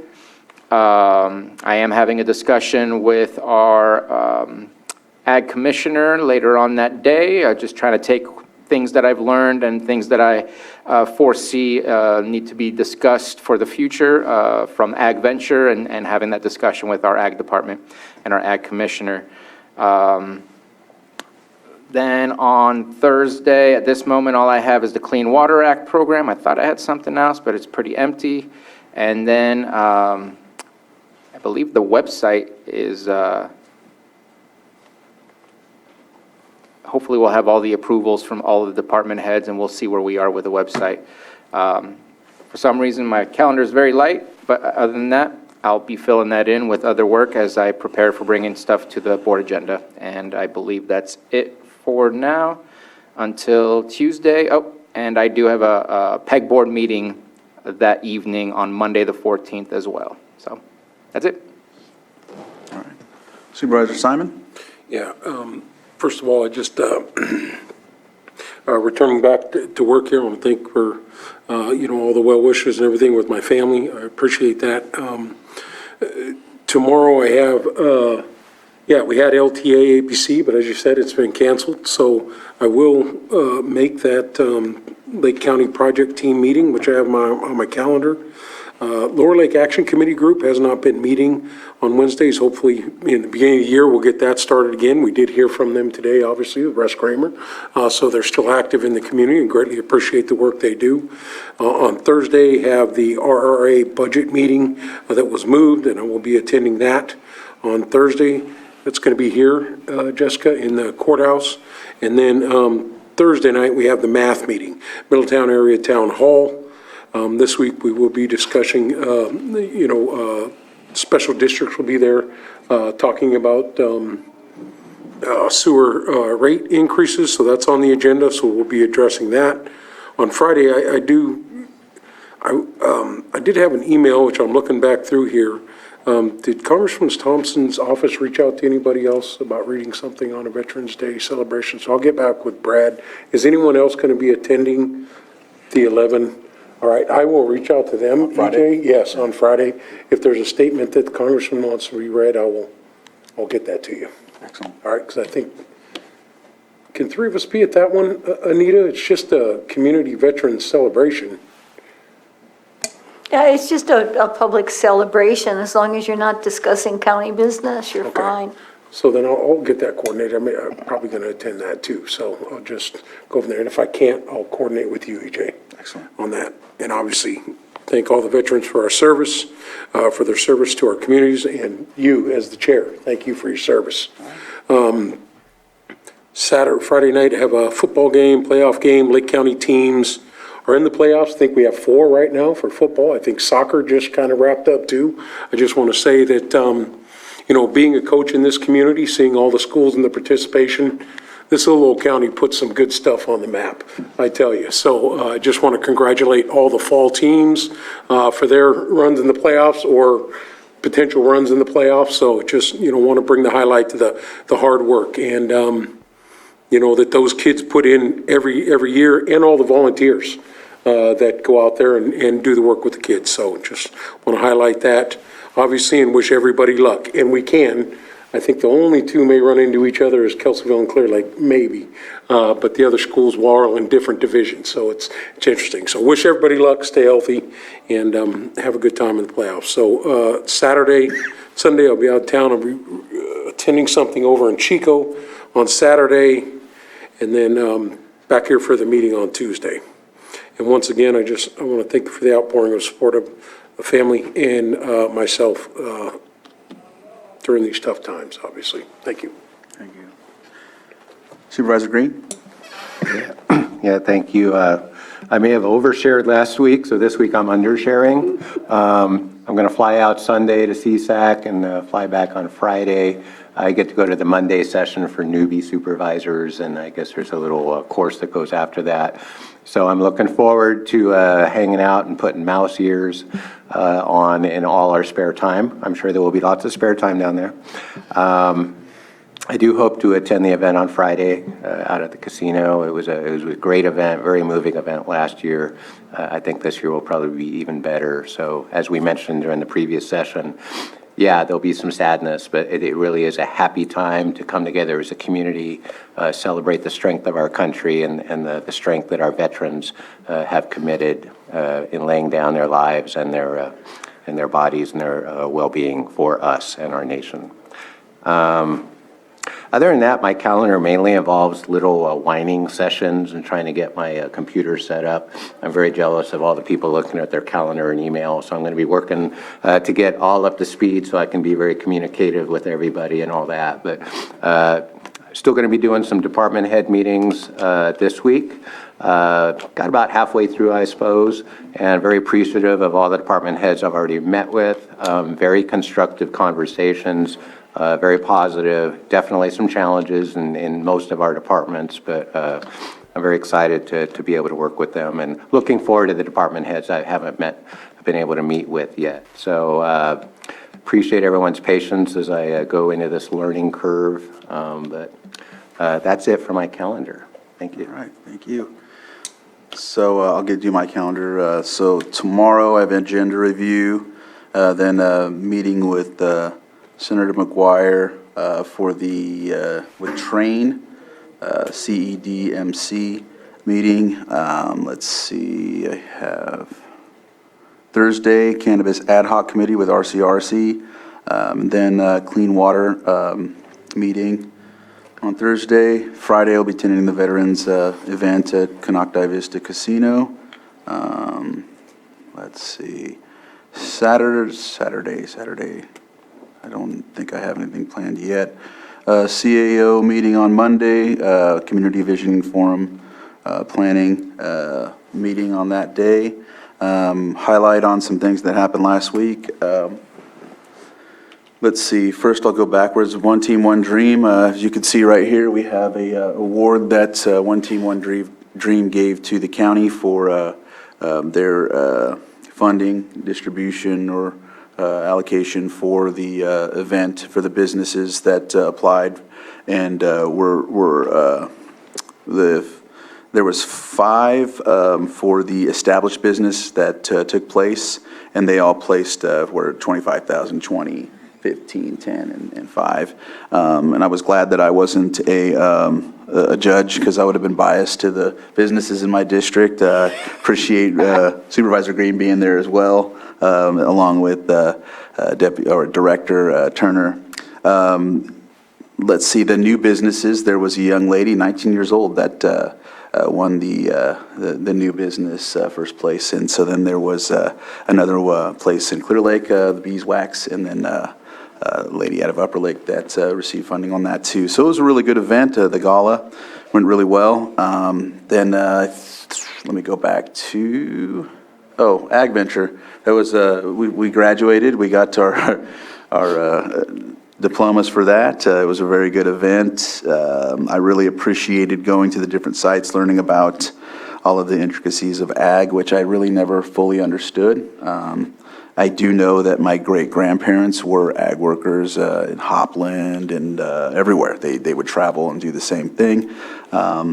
And so just, I know that I'm probably like 2 generations removed from that, but it was just wonderful to also get some insight from some of the gentlemen who are supervisors that work on the in these different, either the Scully's packing and some of the vineyards, and giving us their insight on how it feels to be a migrant worker, some suggestions, and having a voice. I really appreciated hearing those struggles, because a lot of people don't understand what these families go through in times when they come and work, not to mention losing family members and things of that nature. So yeah, it was really, really touching, really great thing. I was glad to be going through it. So also would like to mention, like Supervisor Simon mentioned, Upper Lake will be playing Calistoga in a playoff game this Friday. I know the soccer team ended up placing second. They got their banner. I think volleyball, I think they are in the playoffs as well, but I don't know off the top of my head. But all the fall sports did really well at Upper Lake, and so I just wanted to highlight that as well. It seems like Lake County is doing really well when it comes to sports this fall, so that's great news. I know in a couple years it might be back to all of the Lake County teams competing against each other. From what I understand, it's like it was back in my day. So we didn't have the NCL3 deal going, or whatever you want to call it, where they're playing Potter Valley and all the other counties or schools that are very small. But aside from that, I think we are way past 1, so I'll go ahead. Can I add one thing? Yes. Okay, I forget. Yeah, the One Team, One Dream was beautiful, great presentations. You're right, I would have been totally biased. But I did jet out early, so apologies to the presenters. I went to the first annual Pumpkin Chunkin' competition, I guess it was, out at the pumpkin patch off 29. And it had been raining, and I don't think they had the full turnout they expected. But the people who did turn out were very gracious.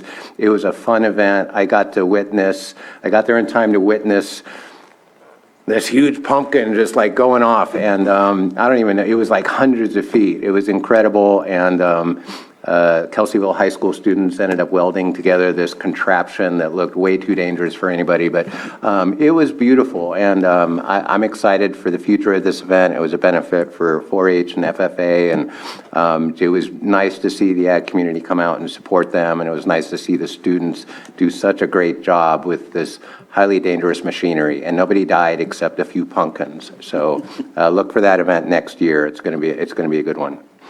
All right. With that, we will thank you for your calendars. It looks like we've covered that, but except for our 6.9, which is consideration of public health officer recruitment update, and B, consideration of the Lake County PHO mentor program. And it looks like we have Pam Samick from Human Resources here to present that item.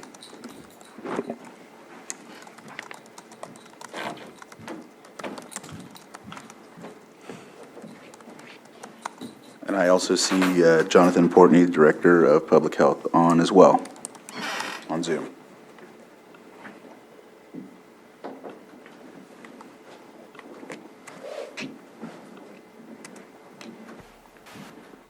Good afternoon, Board. Pam Samick, Director of HR. Lake County contracted with Mosaic Public Health Partners to provide services for the public health officer recruitment. The recruitment was opened August 8th of 2022, and we began advertising on 11 sites. Advertising yielded one candidate that did not meet minimum qualifications. The Lake County recruiting website yielded 3,515 hits with 7 applicants, 6 were unqualified.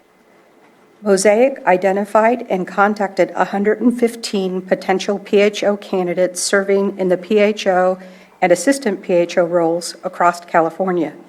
0 candidates were interested in the position. However, a conversation with one led to a connection with Dr. Duhan. Dr. Duhan previously served as the PHO for Mendocino County. Although she recently accepted a position, she shared valuable insights and suggestions on how to improve the attractiveness to the position in the medical community. Dr. Duhan shared that public health doctors are afraid of the political nature of the position, especially in counties where there's been turnover in the position. She believes our position would be more attractive if proper support was provided. She was provided a mentor when she took the position in Mendocino County, and it was invaluable to her and ultimately led to her accepting the position as the PHO.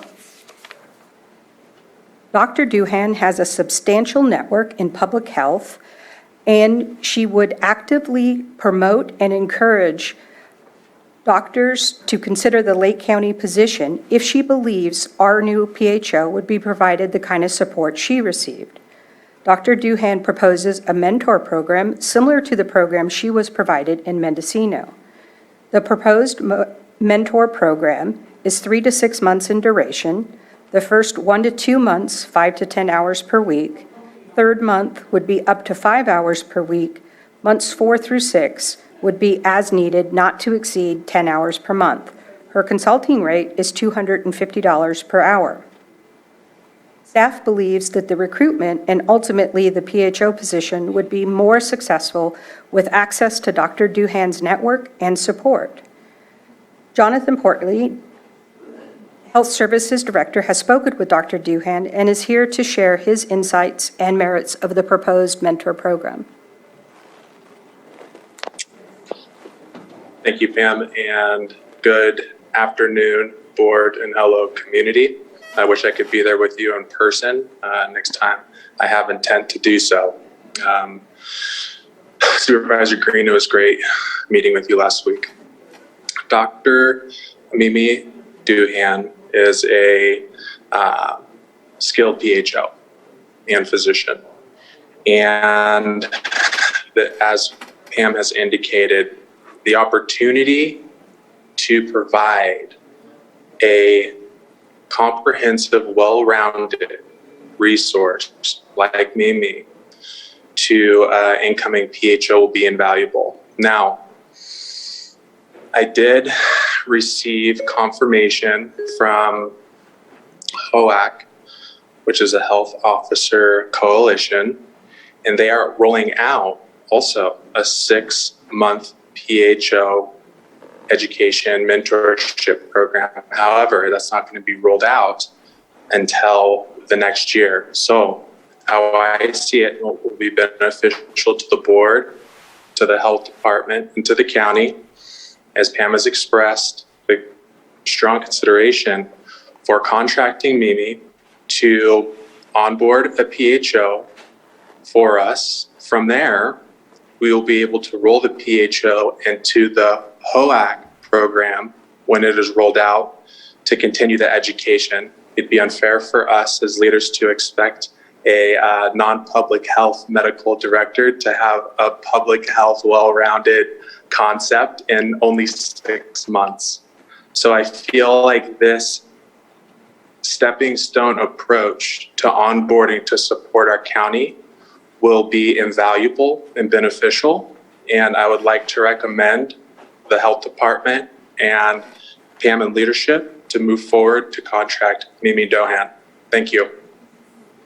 All right, thank you. Are there any questions or any follow-up on this, Ms. Samick? We also have Greg Nelson from Mosaic on Zoom, if you have any questions of him. At this point, we seek approval to enter into an agreement with Dr. Duhan to start the PHO mentorship program to not exceed $25,000. All right, any questions? Supervisor Sabatier? So I understand that we're trying to incentivize and add new reasons for people to come here, but I struggle with this one. I know that every department head has an association to go to. Right now, the association doesn't have a specific mentorship program, but that doesn't mean that the association is not available for questions, for guidance, for any kind of information sharing that they're going to be looking for to be able to tackle the problems that they're dealing with here locally. I struggle with this one. I know that what we're looking for and the pay that we're paying for is not, to me, it doesn't require a mentorship program. It just requires you to connect with the people that you should be connecting with that are already within the job positions all around the state of California. There's 58 counties to reach out to. I don't think the issue is the mentorship, in my opinion, and I mean, maybe it was just phrased this way, but the idea that she'll share with her colleagues if we hire her, I struggle with that right there. Again, I would rather go through an RFP if we're going to do a mentorship program, not just the one person who has reached out to us. But I think there are things available right now that everybody who's a department head right now is using, and that we just have to make sure and provide them those tools and let them know that it's already available for them to get the guidance and mentorship that they might need. So that's where I am. Any questions? Other questions? Or Well, I think that Greg could also address it, and it might have been the way it was phrased. I'll give you my network if you hire me, but I do believe she has a genuine interest in Lake County and the Mendo area and wants to help us succeed, but knows how difficult this position is without the right mentorship. And she doesn't want to open up her considerable network and promote Lake County without knowing there's substantial support for this role to actually succeed, because she's saying to the people that she's networked with for many years, go to Lake, it's a great place. She just wants to ensure that this person has the right support to succeed And I'll turn it over to Greg a little bit, who's had in-depth conversations with Dr. Duhan. Thank you, Pam, and good afternoon, members of the board. It's been a really interesting opportunity working on behalf of Lake County to help recruit for this position because it's been really difficult to get an audience from candidates. We have reached out to public health officials in all counties of California and including the State Department of Public Health, over 100 potential candidates, and we just really couldn't get anyone that was interested in even having a serious conversation about considering the position. But through that, we did get connected to Dr. Duhan. I was just really immediately impressed with not only her genuine care and concern for the profession, for public health officers and what they can do, but also for the region, as Pam said, for Lake County and Mendocino. She kind of sees them as one and the same and just knows how much good work can be done there. And so she had the personal experience of going through a mentorship program in Mendocino County and just really talked at great length about how that was helpful for someone to enter the public arena, understanding public agencies and working for an elected board and really how to make the most out of that position. And she felt, number one, that she wouldn't have even accepted the position in Mendocino County without that arrangement, but even if she had, she wouldn't have been successful. And so that conversation really evolved into her willingness to be the mentor that someone else was to her. I didn't want the impression to be that she was really trying to self-promote, because that wasn't the case. It was a result of a conversation about her own experience, and she felt like she could give back in a sense and provide that type of service. And as a result of that, she has, considerable connections, colleague to colleague. It's one thing when a recruiter is knocking on a potential candidate's door. It's another one when a fellow peer doctor is. And she does feel like that she has some people that she could help connect us with to help us get traction in this recruitment. So as Pam has said, I hope the memo correspondence didn't imply it was kind of a self-promoting situation, because that was not the case. And I'd be happy to answer any questions you may have. In addition, she has a full-time role in another county, so she is really offering this because she believes in the role, she believes in Lake County and wants to help us succeed. She doesn't need the income from this mentorship program. She's really doing it because she believes in the county. Vice Chair Pyska.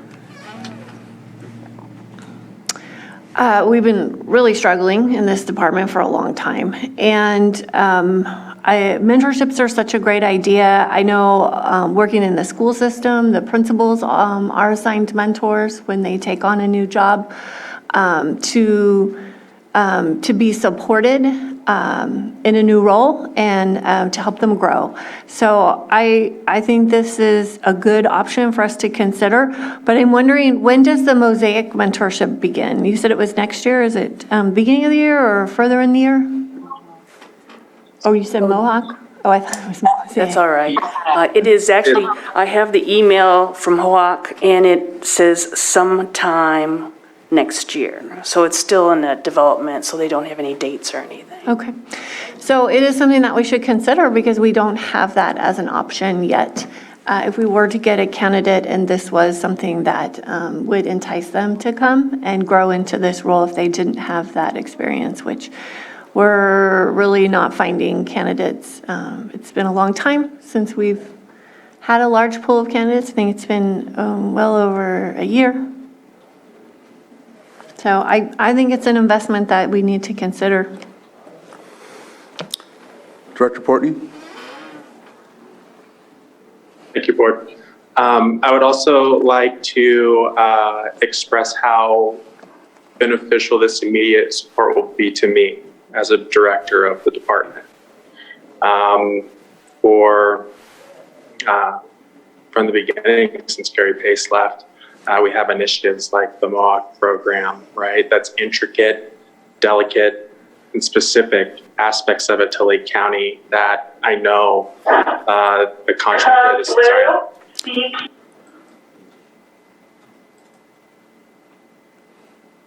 I think there was,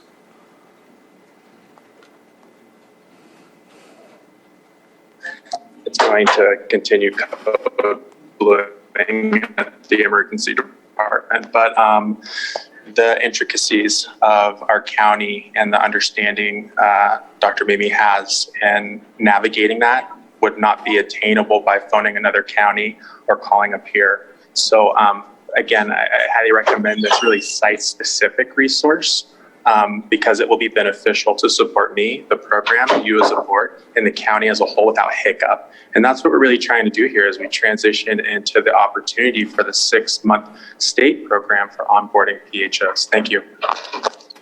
thank you. Any other comments or questions before I open it up to the public? So I'll open it up to the public at this time. If you have a comment on this item on the agenda, please come up, state your name for the record, and we'll give you 3 minutes. I'm not seeing anyone on Zoom or in the chambers. I do have a public e-comment online from Eileen McSorley. I'll read it off. It says, "It is imperative that the Board of Supervisors support the PHO unequivocally in order to recruit and retain a qualified candidate. Unfortunately, the Lake County LCSO undermined Gary Pace's professional authority and expertise, so we lost an eminently qualified PHO due to largely to lack of protection from the BOS. Dr. Pace received death threats, and the health department received bomb threats from a minority of unbridled residents who are now in the current quandary we face." Eileen McSorley. And so from public comment, go ahead, CAO. Yes, I would like to add that we feel that this is that Dr. Duhan has a unique ability given her background and experience, and also that we consider this a specialized service. Okay. Supervisor Green. And I just did want to add just a few comments. I strongly support this. I want to thank JP for the presentation during my orientation over there, but to be honest, he had to listen to me more than I listened to him. And a lot of it involved our recent travails with the PHO and our challenges when we had one, our challenges when we don't have one. I'm encouraged to hear that Mohawk is slowly spinning up some support. And a lot of my comments that I did share with Director Portnoy had to do with the unique role of a PHO and the observation that, do you think it got a little political here in Lake County? Do you think that may account for our difficulty in recruiting for this specific position? Yeah. So this is a minimum, to me, the minimum we can do to not only if we're going to lock in a PHO, but to make sure they have any opportunity to succeed. I think the mentorship thing is a great idea as it's presented here. I think it's probably a couple years late in terms of the state paying attention finally to the unique and fragile nature of our PHOs. And so, better late than never at Mohawk, but let's go ahead and do this now. I mean, the need is critical, and I'm very appreciative to Dr. Duhan for stepping up and offering that service. Supervisor Simon? Yeah, appreciate the conversation today, too. Yeah. Obviously, the PHO environment is completely different than it has been before 2020. So, I think that this mentor program, obviously, as we said, the first of its kind for Lake County and kind of came out of conversations, but I think at this point, it is something we should attempt to move forward with. I think the conversation obviously has hit the right folks. That's why it's looking to come from the organization, hopefully with support in the next years, or I say years because they say next year, could be the end of the year when we have that opportunity. So with the amount of funds that this contract has under it, I support it also. And let's hope we get the return on investment that we're looking for in these conversations. So I'm in support. All right. With that, if there's any Supervisor Sabatier? Just a quick question. I don't remember seeing it. Would this come out of the public health budget? Where would the funds come from? Have you talked to him about that? Probably not. I don't know if Jonathan is on. No, I have not Okay. about that. Ideally, it What- would come, I'm sorry. did There's I- John, Yeah, well, sorry to interrupt, CAO.